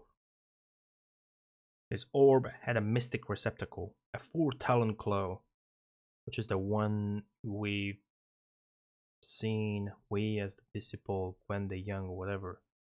Korak the Mysterious came out of his study, he had the talon. 4-talon claw. There was a talent for each elemental force, and alone that talent could control the elemental creatures it represented. The 4 talents could be combined to form a holder for the orb. This formed a weapon of incomparable power which would guarantee the complete submission or destruction of any and all elemental creatures. Many tests were made in order to perfect this weapon. Gross mutilations and horrible deaths were the result of most of these. In the latter part of the 8th century, though, there was a human male weak in magic but strong in courage named Callan, who tested the orb and survived unmolested. Many humanoids died before this because of Gralkor's attack and the testing of the orb. Callan resolved to end it all immediately. He went to the tallest mountain in all of Kron alone. He then challenged the 4 elemental lords to battle. Much damage to the land followed, including a transformation of the mountain into the crater we know as the Dead Zone. Callan, armed with the orange, glowing orb, emerged victorious and then banished each of the 4 elemental tribes to a separate corner of Kron, and formed barriers to keep them imprisoned. Within each elemental zone, he placed the corresponding talon of the mighty claw in the order of the elementals' appearance: water, air, fire, and earth. He kept the orb for himself. With the elemental forces banished from direct interaction with the humanoids of Kron, civilization evolved and everyone prospered. Callan gained much magic power due to his battle with the elementals and his frequent use of the orb. He became King Calm the Conjurer and ruled wisely for 30 or more years. He spread throughout the land. Education began for the young and living conditions improved. Communities formed and trade developed. People were happy and content. Pesky changes. Then in the mid-9th century, the elementals struck back. Unable to physically enter Kron and maddened at the elementals' defeat at the hands of a single puny human, Aqualanderer studied that which defeated him: magic. He had a great aptitude for sorcery and learned quickly by studying the humanoids who entered near his realm. He gained particular skill in forming and summoning. Using this skill, Aquilondor formed a fell creature of enormous girth and power. He filled it with ticks and life for many of his followers and endowed it with the most fearsome weapons known to him. Ticks. He had created the first dragon, a creature of mindless destruction and incredible strength. This dragon was formed just outside of the water barrier and left Aquilondor with the intent to destroy Callan and then Kron. What's up, Glath? King Callan the Conjurer sensed the dragon's creation and the threat it posed.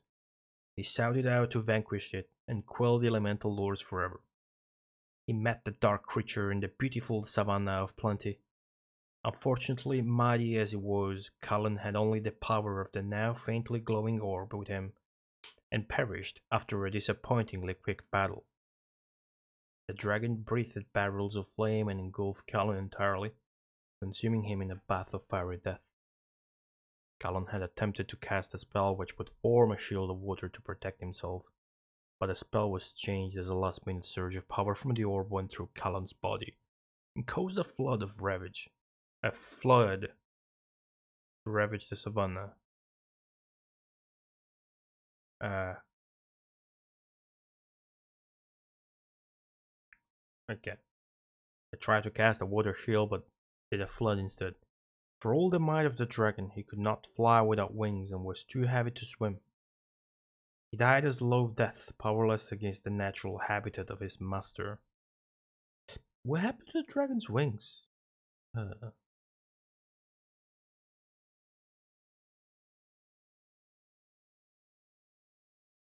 This dragon never had wings in the first place. Apparently. It's pretty strong. Okay. After effects of the battle were numerous and disastrous. The Savannah of Plenty was destroyed and became the Quagmire of Doom, an area of great evil. However, it is rumored that the orb still exists somewhere in the Quagmire, though no one has ever found it. Dragons entered Kron through once closed corridors and wreaked havoc among the populace. Princess Lamanda, Callan's daughter, assumed a tentative command of the land. All of these factors led to regression and the ultimate downfall of the level of civilization which had been achieved. Now it is the 10th century and chaos reigns. Swords and sorcery have replaced law and order as the way of life. Monsters roam the lands of Kron freely and do as they please. Isolated areas hold out against barbarism, but are doomed to fall. All that remains of Kron's glorious past are old wives' tales of mighty warriors and wizards doing battle against evil hordes, and of a tragic lord, King Callan the Vanquished. That was pretty good lore. What do you think? This is again the manual for the original version of the game. So all I wanted really was the lore. You can catch the rest from the Mega Drive manual, which is much better. Much better. Beginner's Guide.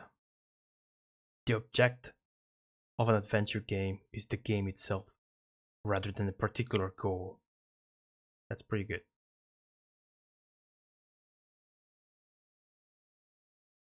Okay. Now, this is not all that the original manual came with. The original version, rather. There was also a map.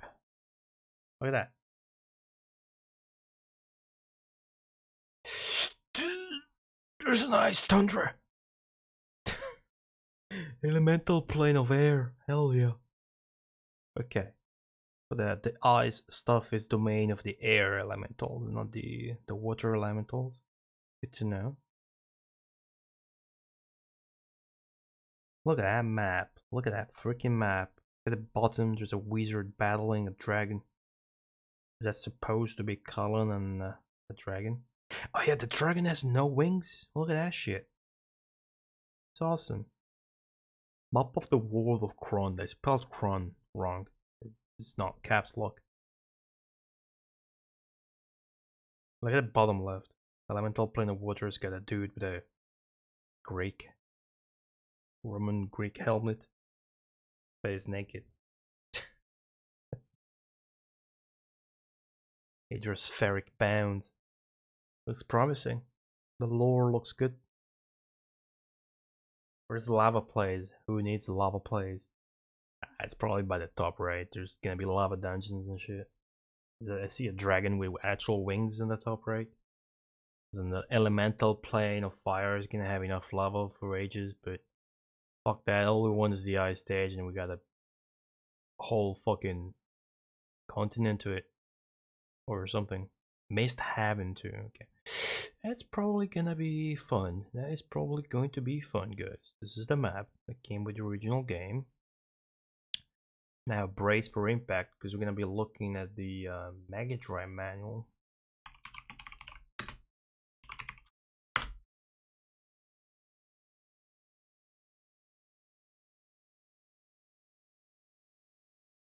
Alright.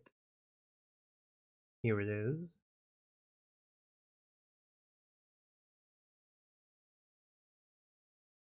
You can save it and open it in this viewer instead. Be nicer. Open. Oh, there we go. Okay. Zoom out. Okay. Good. Now, pay attention to how many pages there are.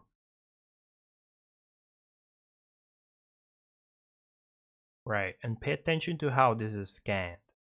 It's scanned in blocks of 2 pages per time. And it's got a total of more than 170 pages. Got the same map here.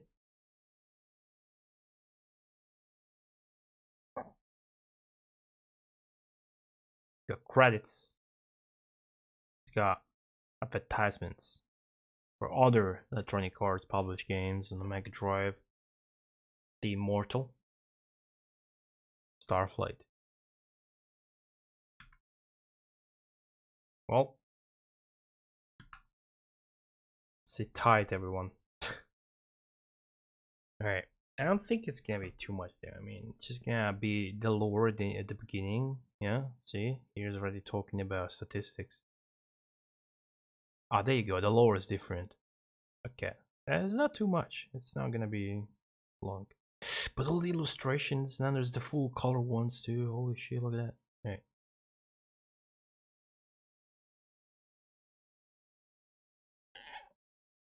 Ah, looks like it's perfectly sized to the layout. New World Computing. About New World Computing.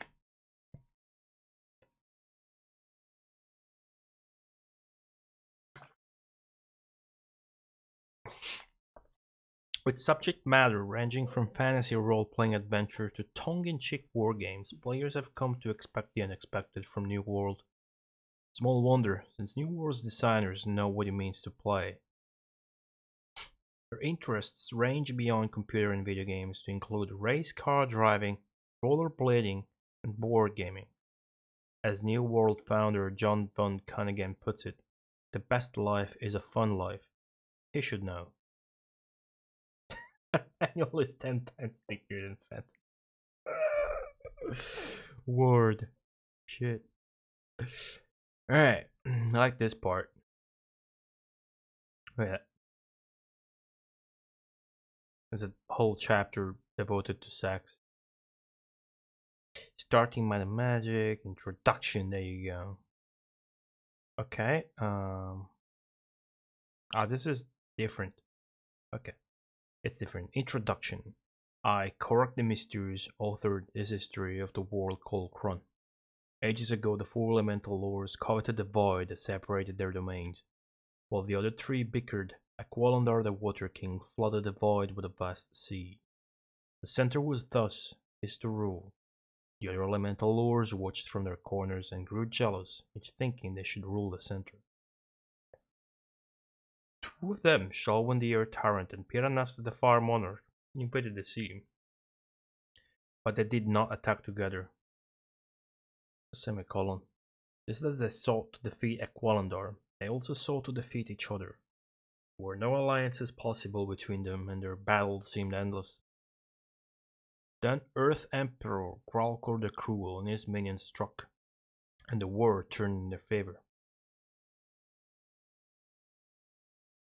Whoops. Hold on. Okay. However, the elemental lords allied against him. Let me select. Okay. And hatched a scheme. Water would soak them in a great flood, and fire would bake them to dust, and finally air would lift them up and scatter them, breaking their power forever. Now, this is more synthetic than the it's shorter than the DOS manual. It's better written. But Grackle foresaw this, and its minion merged to form a great continent. Water could soak it, but not sink it. Fire could crack it, but not crumble it. Air carried away as dust, but the dust returned to the greater mass. I think this is much better writing. Grackle could not be defeated. He assumed supreme power, and air, fire, and water were forced to bow to him. Where the elements mixed, the world of Kron appeared. Grackle's continent became the surface of Kron. Soon other beings appeared, humanoid beings known as humans, elves, gnomes, and dwarves. They appeared weak, but possessed unexpected power.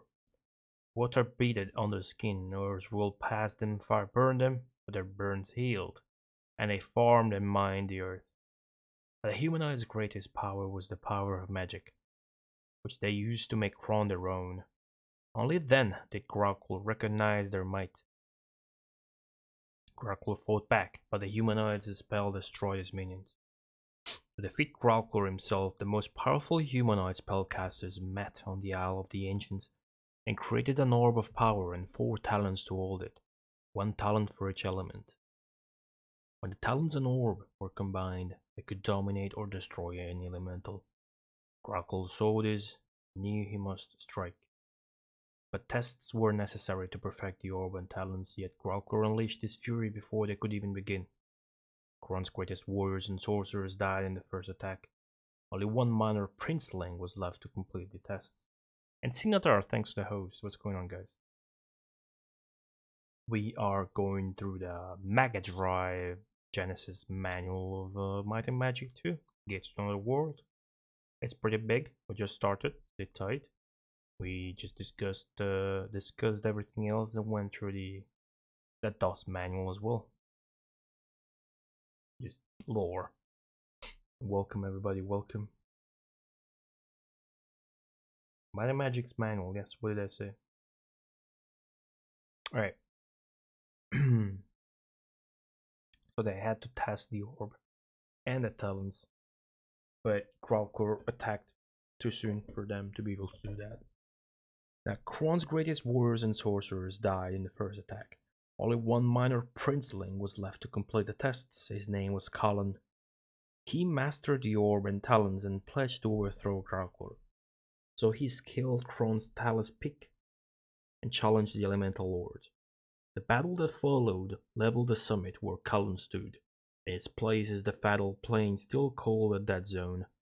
But the power of the orb overcame the elementals, sealing them in the world's corners behind the mighty barriers. Colin placed a talon in each elemental zone, but kept the orb against the elemental's return. With the elemental forces banished, a civilization began. Colin became King Colin the Conjurer, ruler of a golden age. People were happy and content. A banished Grackle seethed over the elemental's defeat. His rage took shape as a creature of terrible wickedness, filled with the destructive power of fire Grackle had extorted from Piranasta. The first and greatest dragon was thus born, and was sent forth to destroy first the king, and then all of Kron. A little does the manual mention this dragon did not actually have wings. Callan and the dragon met on the beautiful savannah of plenty, but the conjurer king was old now, and had only the orb, not the talents, for aid. Alas, it was not enough. Just as Callan called forth a great water shield, the dragon's fiery breath destroyed him. Yet the king's spell still took form, and water gushed forth in a great torrent. engulfing both the savannah and the dragon. Unable to swim, he drowned. Kron was saved from the dragon but still suffers. Savannah of Plenty is now the quagmire of doom, but the lost orb is said still to rest. Lesser dragons enter through the weakened elemental barriers. Princess Lamanda, Cullen's daughter, ascended the throne, but her rule is tenuous. A dark, chaotic age has settled upon Kron. All that remains of past glories are tales of warriors and wizards, and the mournful lay of a tragic lord, King Cullen the Vanquished. But if the orb and talons are found, can you look at that? There's a full screen illustration. It is signed FC. It is signed FC, which stands for Frank Chirocco. Frank Chirocco. I had not thought about looking him up before. Frank Chirocco. Space Babe. Alien Legion. Marvel. He worked for Marvel. That's pretty good. Also worked for EA, LucasArts, Mattel, Leapfrog, Universal Studios, Microsoft, DreamWorks, Yahoo. Well, I'll have to look him up. An American comics artist and video game designer, best known as the co-creator of Alien Legion.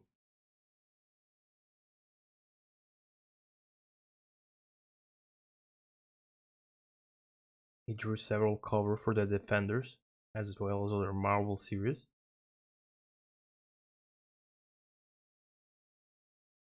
And he worked on a comic book adaptation of the Defenders of Dynatron City video game. Okay.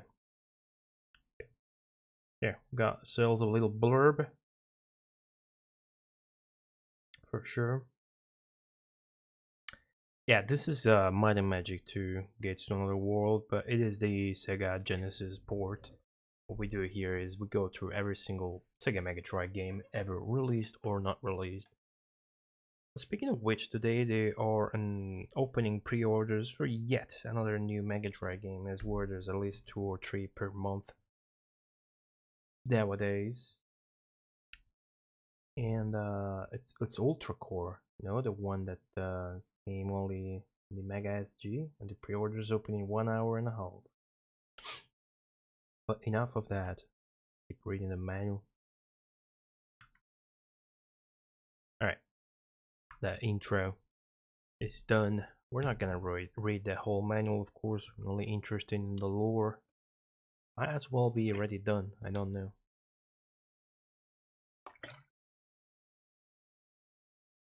Main menu, this and that. Great characters. Okay, there you go. The good stuff. The illustrations. Hell yeah. Rolling statistics and statistic explanations. Okay. Statistics are generated by a random system called, wait for it, rolling. This works just the same as rolling 3 dice numbered 1 to 7. So new characters' beginning stats can be from 3 to 21. Okay. These stats can be increased, sometimes temporarily, sometimes permanently, by various encounters during the game, or can be increased by equipping magic items. Okay, so I'm not really gonna spend like hours trying to get good rolls, just good enough will do. Look at that right, that drawing. This is the sorcerer, this is the barbarian, this is the knight, this is the archer, this is the cleric, the paladin, the robber, and the ninja. Now, this game, as opposed to the first Might and Magic, introduces the barbarian and the ninja. And the ninja is basically a robber, which is better at backstabbing but less good at block picking and stuff like that. So I'm gonna get a barbarian and I'm gonna get a ninja. And I think I gotta get a cleric and a sorcerer, or I might end up in dipshit. So I surely don't want to roll a knight or a paladin, especially not a paladin, and very much not gonna get a robber because I already have a ninja. And I fucking want an archer. At least one. At least one. But Dr. Balanciete bit nicht so laut. My German is non-existent. Lion Sky. Welcome everybody, of course. Ninja. Why not the start? The start of this version is. I lost you. Sorry. Statistic explanations. Might is the measure of a character's strength. If a character's might is especially high, they will inflict greater damage in combat using handheld weapons. Intellect is the sum of a character's general knowledge. Sorcerers will get more spell points if their intellect stat is high. Personality is the combination of a character's mental strength and personal appeal. High personality will bestow higher spell points on a cleric. Okay, this kind of works as charisma and wisdom. Hey Lex, what's going on, Lex? Hey Lex. Hello Lex, hi. Endurance describes a character's stamina. A character will acquire more hit points, the amount of damage they can take before becoming conscious, through training if their endurance is high. So when you get to 0, you're not dead. It's kind of like D&D, of course. Speed is the indicator of a character's quickness and agility. Characters will have a better armor class if the statistic is high. It also determines who will hit first in combat, with the fastest characters or monsters attacking first and the slowest attacking last. Accuracy measures a character's chance to successfully land a blow in combat. This applies to weapon combat only, not spells used in combat. Accuracy is going to be important to everybody, basically, for any kind of physical attack. Luck is a roll of the dice. It gives a character a chance to succeed when all else has failed. It is also unpredictable. Go figure. Class. A character can belong to one of 8 classes. Each class has at least one prime statistic which a character must equal or exceed to be a member of that class. Classes older than knights or barbarians also have special skills or abilities.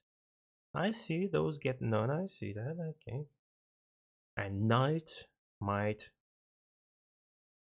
hit points. Special skills, none. Okay. Knights are the workhorses of the world of Kron. They have no special abilities but are still versatile since they have few armor or weapon restrictions. All they do is fight, and they are better at it than anyone else.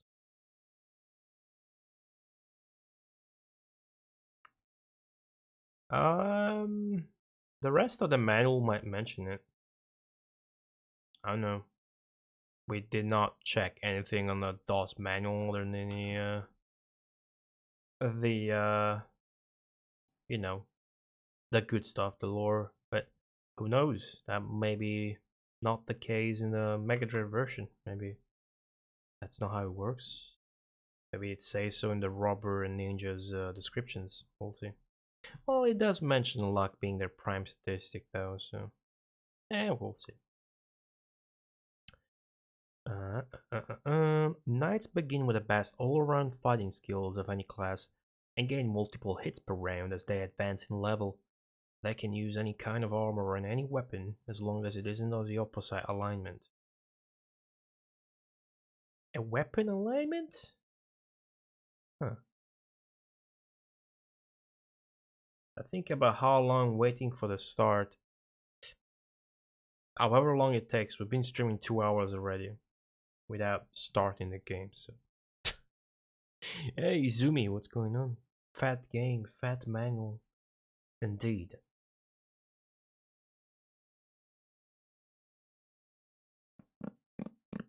Paladin. Paladin.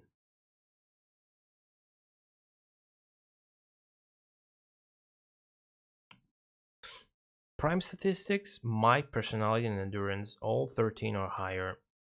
This is kind of D&D. Paladin is the class with the most requirements. You need charisma, but then you're also a fighter. I think you need wisdom for the spells, but charisma for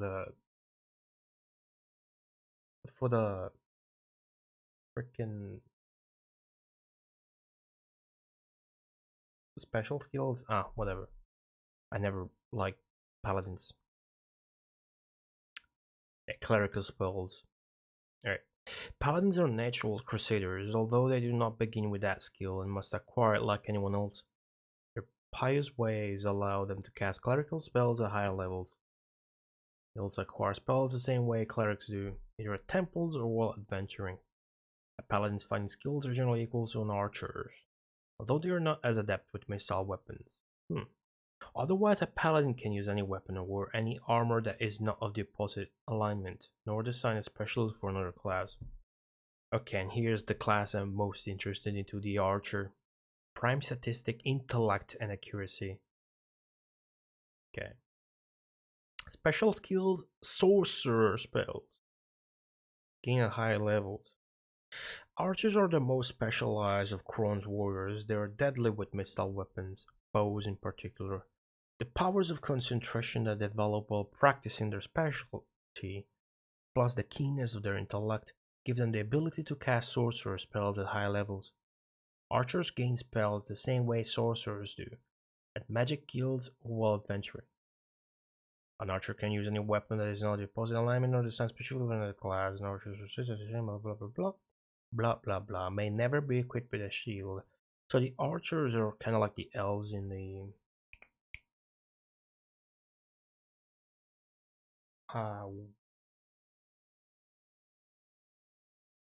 Westwood. Is that the name of?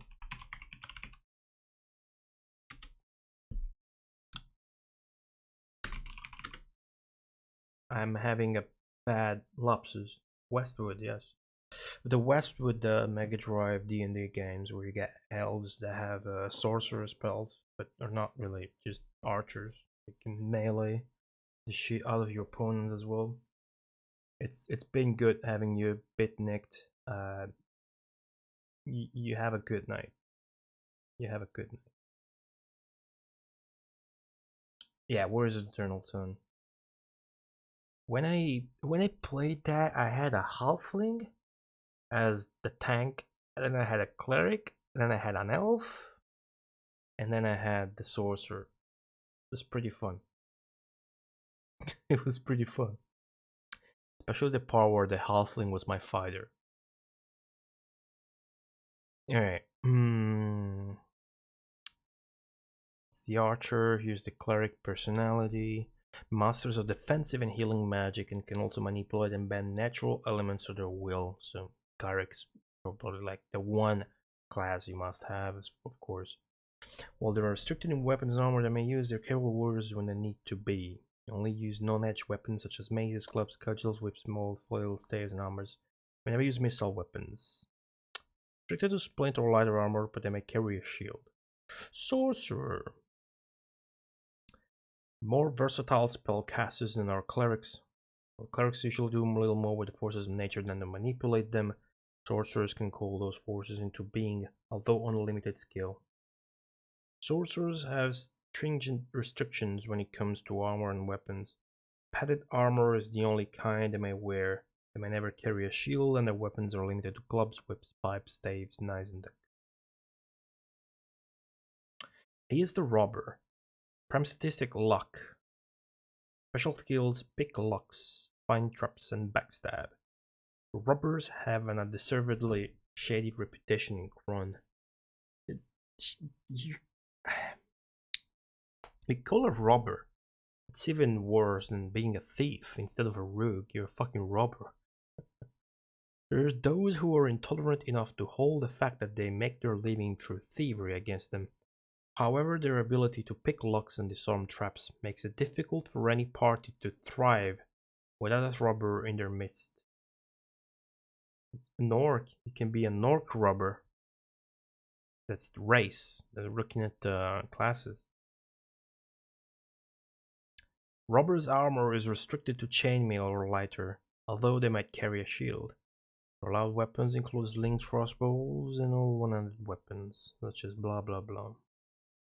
They can try to backstab for extra damage and the first attack in any combat. Okay. Otherwise, their fighting ability is equivalent to a cleric's.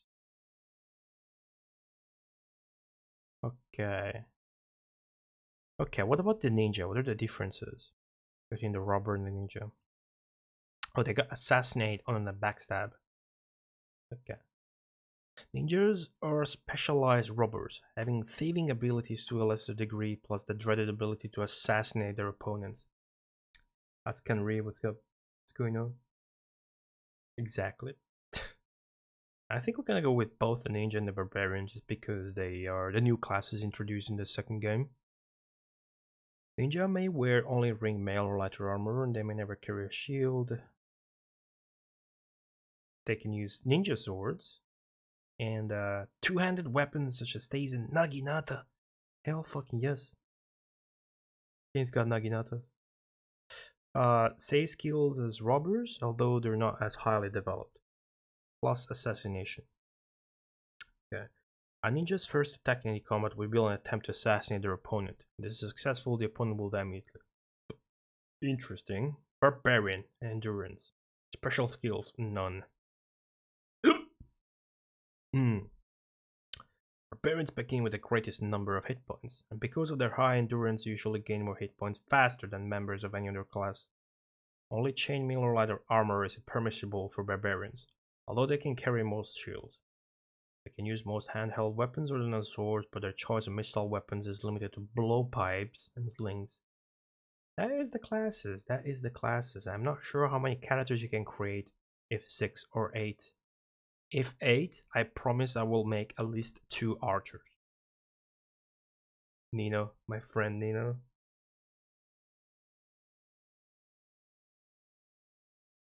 Okay. Alright, races. Races. Blah blah blah. Elves. Dwell in Sylvan Glades. They're small and slight, limiting their might and endurance.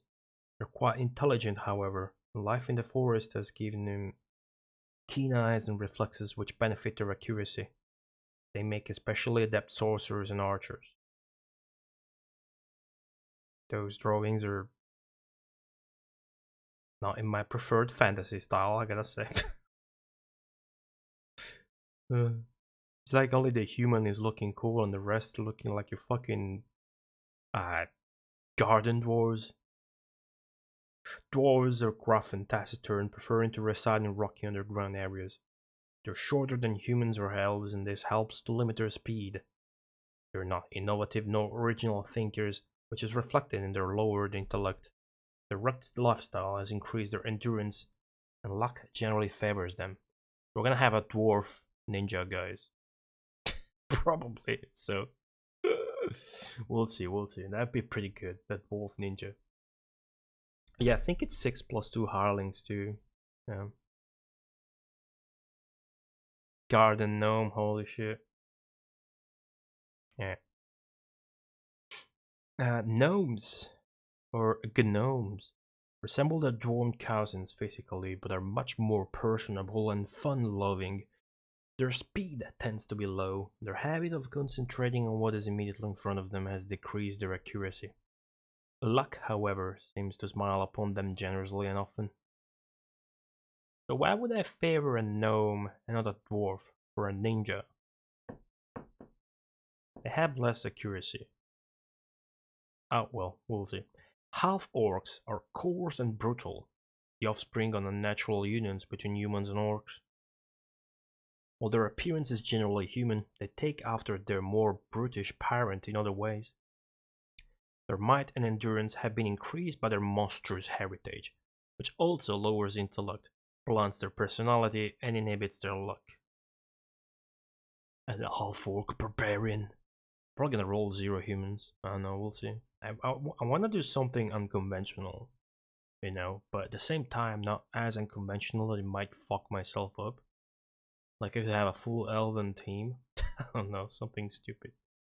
Being a member of any race other than human will modify a statistic in different ways, raising some while lowering others, which is a concept everybody who has ever played any Dungeons and Dragons related video game will be familiar with.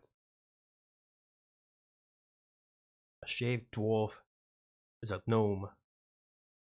Thanks for the wisdom pearl there, Askenry. Half orc wizard, ninja gnome. Ninja gnome is not that bad. You get extra luck. You get extra luck. It's actually a good combo. You know, I've never played this. I don't want to be too dumb with that. Okay, he's a good artwork. Look at that.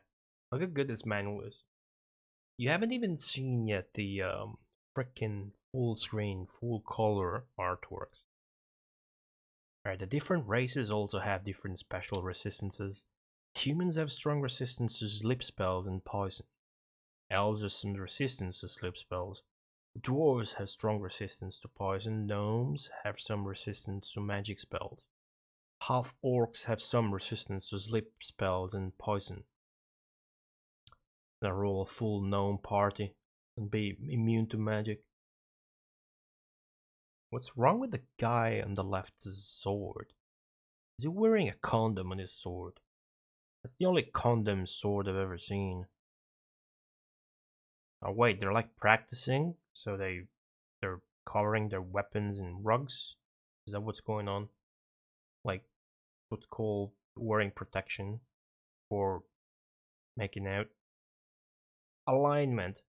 Select an alignment. Your choices are evil, evil, and evil.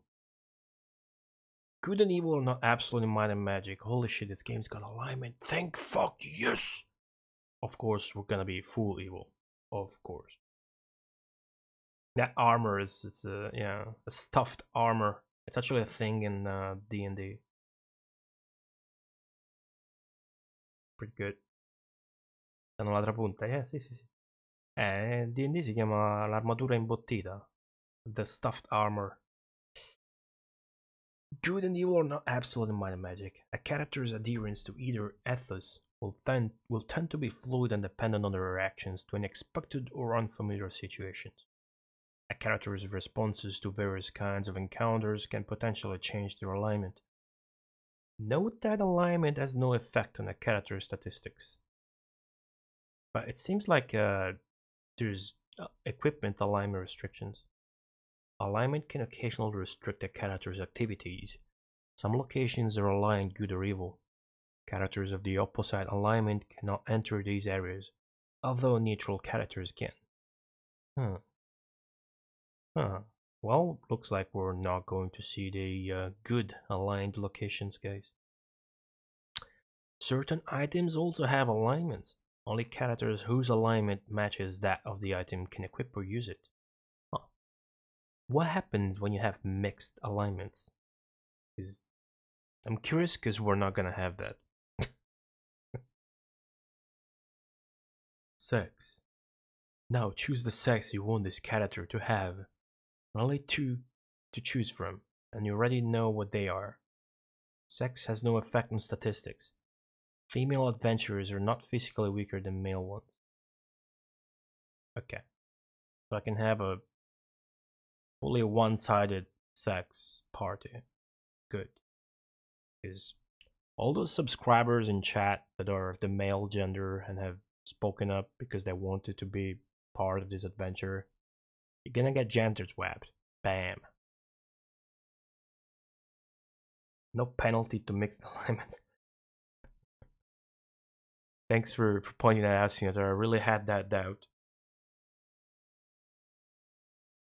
The game is pretty outdated, yes. Name. Finally name your character. 12 characters longs. Okay. Okay, experience and levels. Blah blah blah. Blah blah blah. Increase your skills.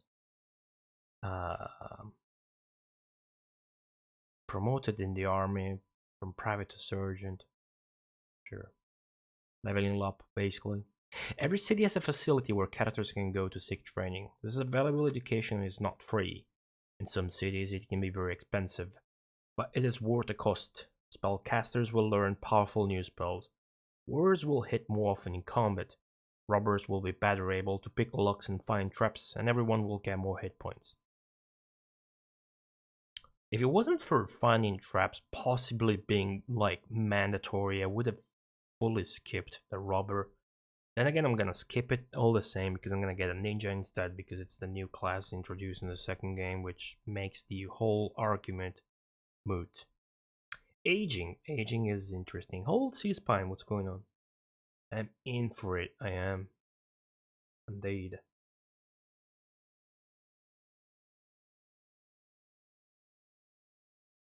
Sly Guy Badass, what's going on?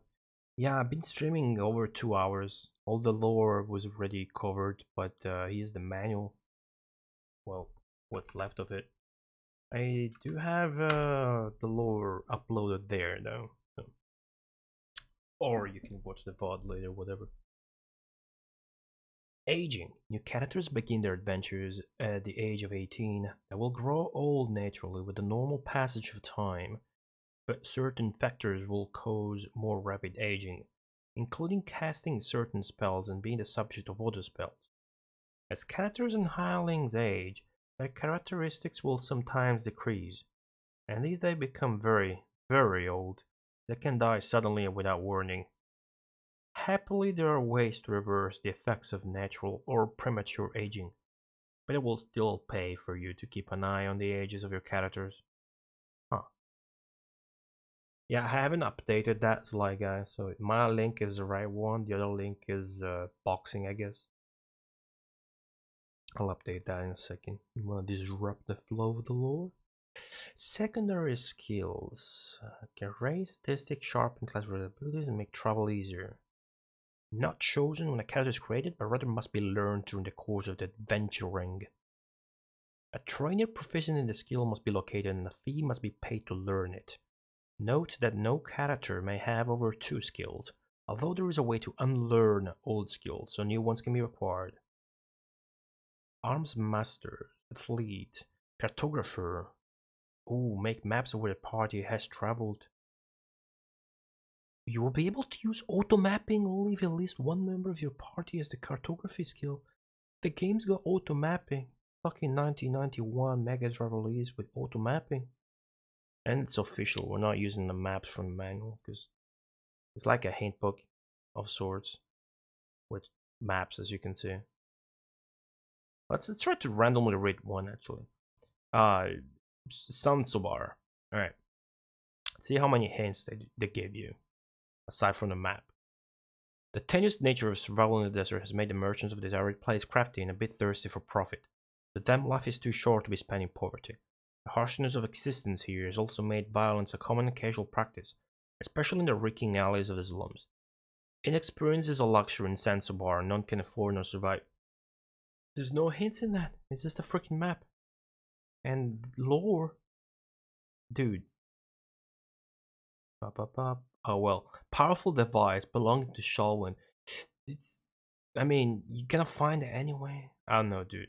I want to read those as I come across those places, because that's extra good lore for just, you know, the whole feeling of the game. Look how many artworks we have to go through yet. Holy fucking shit. And this only retailed at $59.95. $59.95.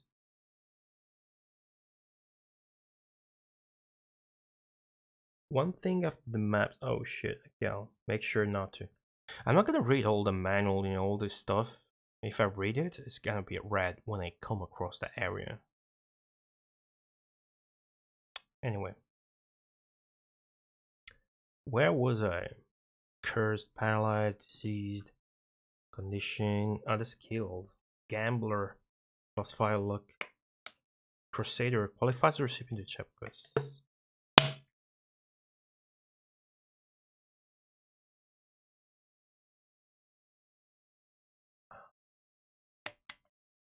Merchant. My cleric might get that one. Pathfinder. Pathfinder sounds interesting. So does Navigator, considering how bad I am at that kind of stuff. Mountaineer, all that too. Pickpocket. Oh, I need that. Maybe. I don't know. Anyway. Look at that. Also by Frank Chirocco. Right, condition. You can go to the temple for the clerics if you don't have a cleric spell for that. As unconscious, as sleep poisoned. Oh, you can just rest when you get to 0 hit points. Nice.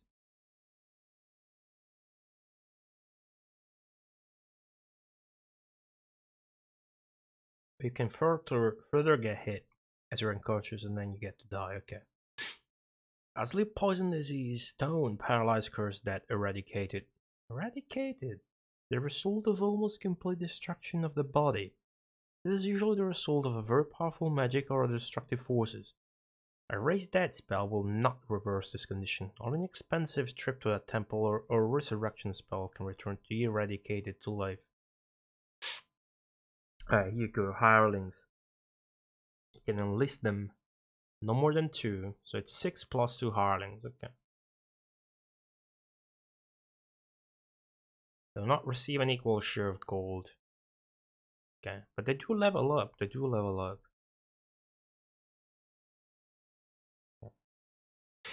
I'm curious. Well, I'm definitely gonna get at least 1 archer. Alright, setting up your part. I think we're pretty much done here. Bash. Oh, you can crash a locked door, okay.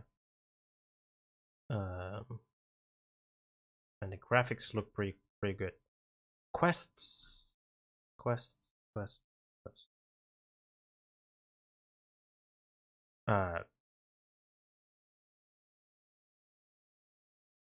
What?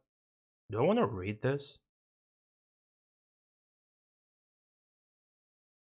Well, I sure want to look at the freaking artwork, so here we go. Hey, Franken. Hey, Ragadan. What's going on? We're almost done with the lore.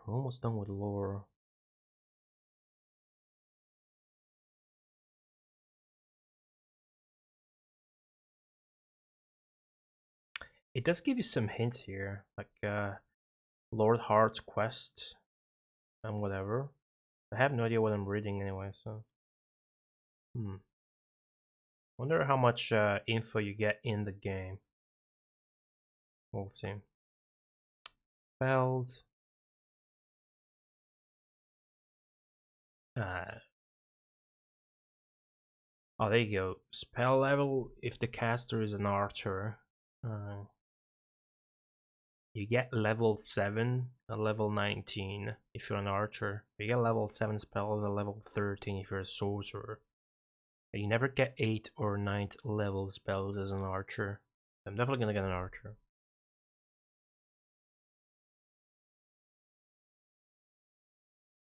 Finding spells.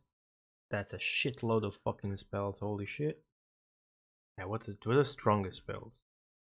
Mass Distortion, Town Portal, Divine Intervention, Holy World, Resurrection, and Curse items.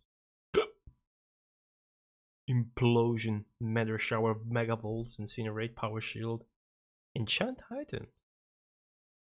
Okay. Alright, we might refer back to this when needed for the spells. Look at that. It's a sorcerer fighting 3 dragons.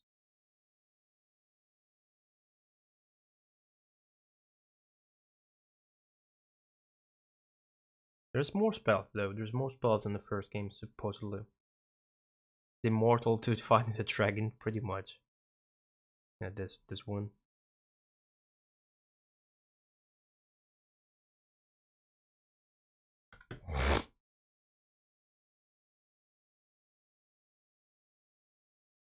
Where were we? There you go.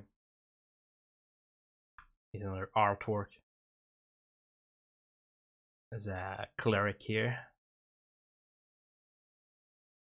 On the shield, it's kind of the divine sign. You see that on the resurrection artwork too.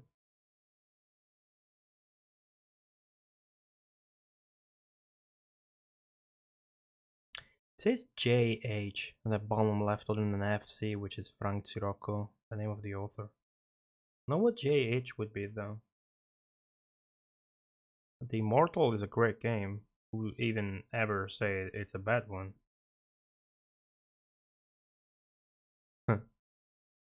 Thank you is right. Alright. Oh, I like this one. Yeah, do with the halberd. Or the Bardich, rather, whatever you pronounce that. Yeah, it's getting swarmed by goblins. Guy's fucked. The arena, dude, I hope there's gonna be arenas in this. Fucking love those.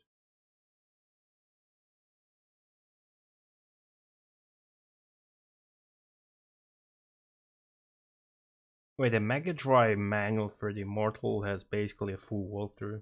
I did not read that one. I know about the NES one. The NES version there, I should play someday, because it still got the full screen fighting scenes. It doesn't have the fatalities and shit, but it's got like unique stuff going on. Like the levels are different. It's lab, welcome. The binding on my copy of this manual broke because I had to consult it so much. Shit.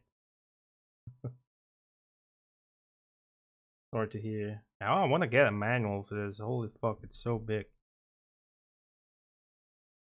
Alright. Alright. Lava cave. Who wanted the lava area? Look at all the gems on the ground.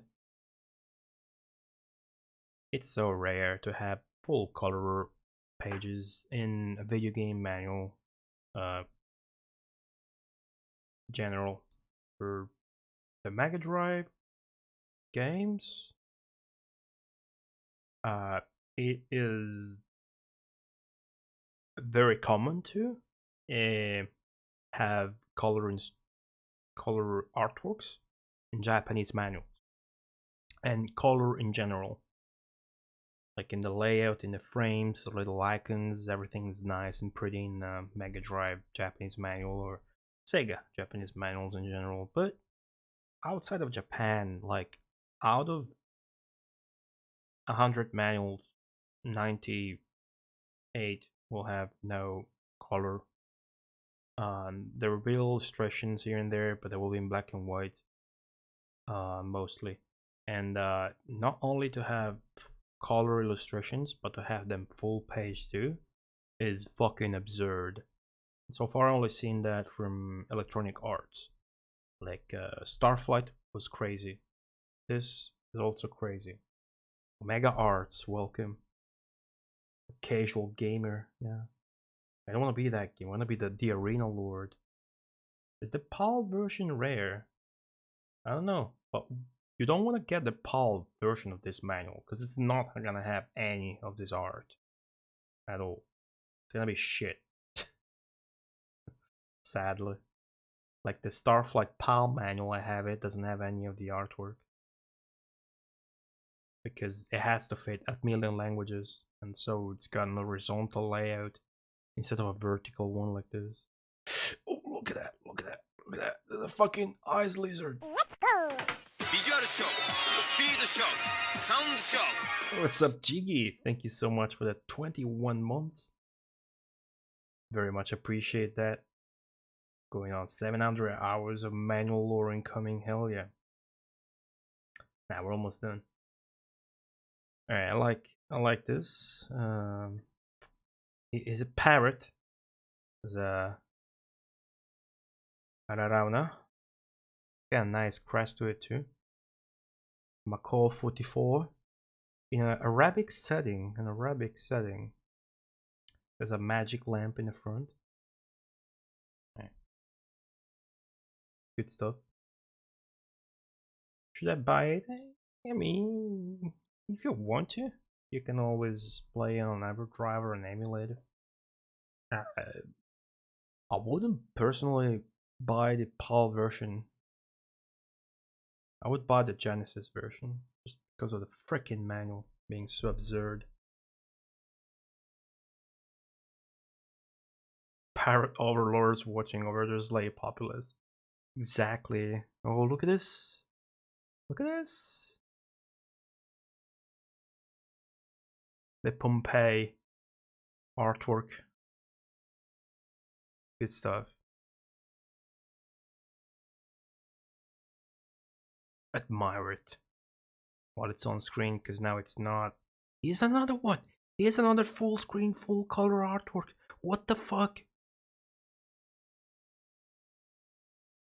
Here's more ancient Greece, Rome, Greece influences. except for the Disney castle in the background, which feels totally out of place with those armors and costumes. But good stuff. And there's also bamboos. What the fuck? Yeah, I don't know. That's not bamboo. Whatever. Okay. It's a nice turret. I like the brush shadowings on it. And a weird obelisk. Ah, there's a sorcerer on top of the turret tower.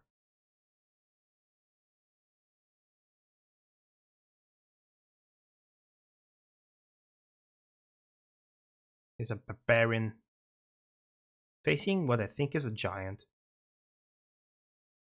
And it's got a sword spell or something. Gotta be some enchantment spell. There's a spell called Fantastic Freeze, guys. Pretty good.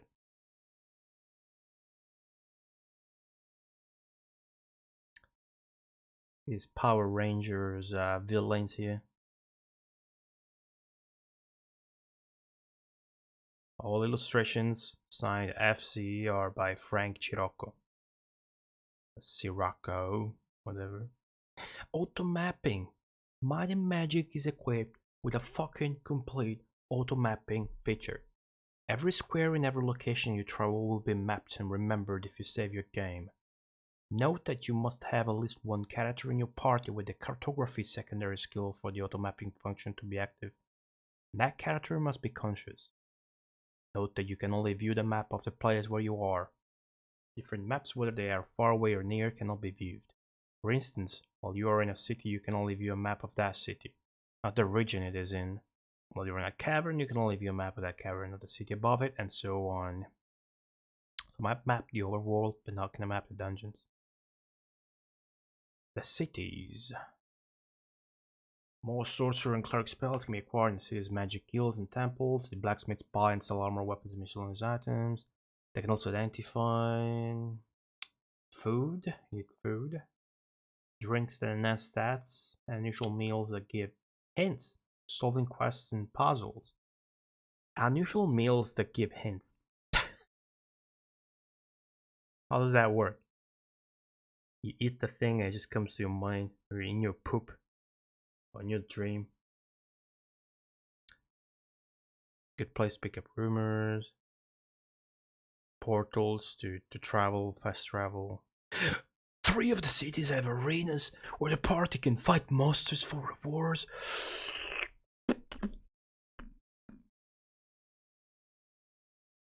That's one of my biggest fetish in video games, along with eye stages and character dying. Valuable secondary skills can be learned from various tradesmen. Beneath every municipality, dangerous caverns beckon. The 5 cities of Kron and their general locations. Clantiu, Middlegate, Zanzibar, Tundara, and Vulcania. Okay, that region should be in the map. So like A4 is A. What? Where's the A? There's numbers on both sides. Fuck. I got ripped off. Oh, there's a B, A, B, C, D, E. Okay, so A4 is weird. Oh, here you go, the island. Yeah, okay.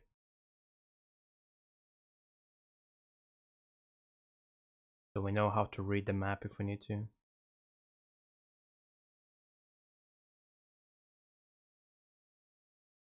Yeah, probably not perfectly well scanned, but I think it has it all. It's got the letters on the top too.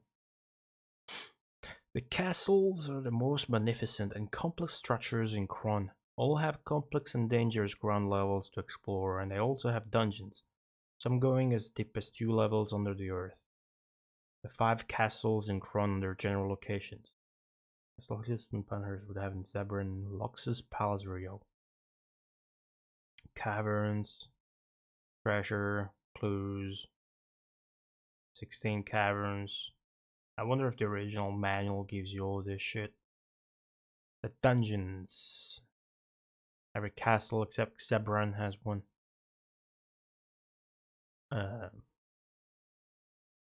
Okay. The regions, Tundara, Cavern, blah, blah, blah. Okay, this is all the regions explained, basically, and all the tile sets. Right? Let's just look at the artworks. The dragon's flagon? What is a flagon? What is that woman drinking? Is she playing an instrument? Okay. I like this dude straight. A lot of pencil strokes. The rugs in. Going on the right side. Alright. We got here. Is that a lion, man? We got treasure. Pretty messed up treasure. There's a statue in there too.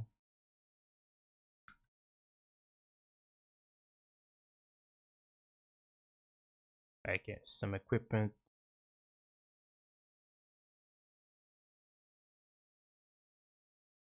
Weapon section. Time trap.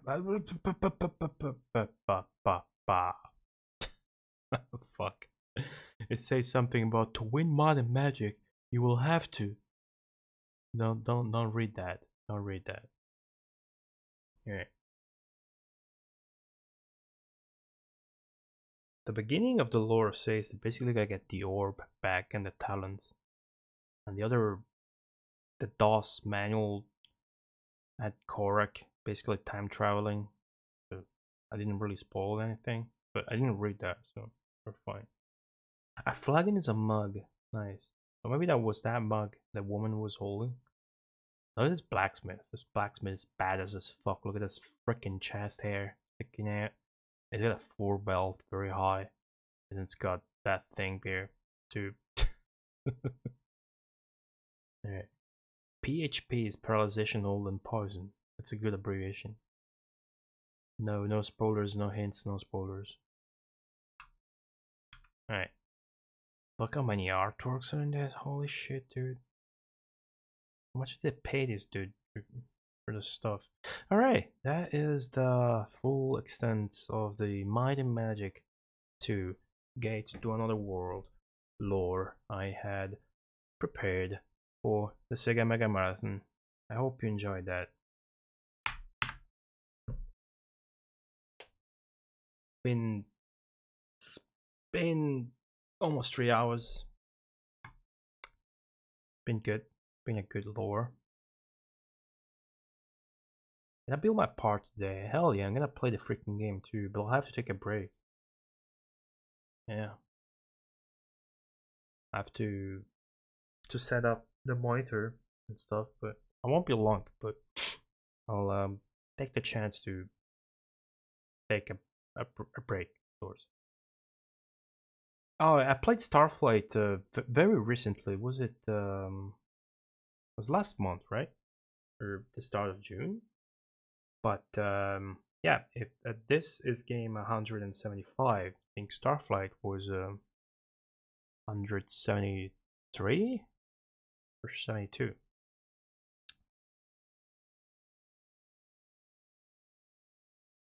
Yep. Hey, enemy leader.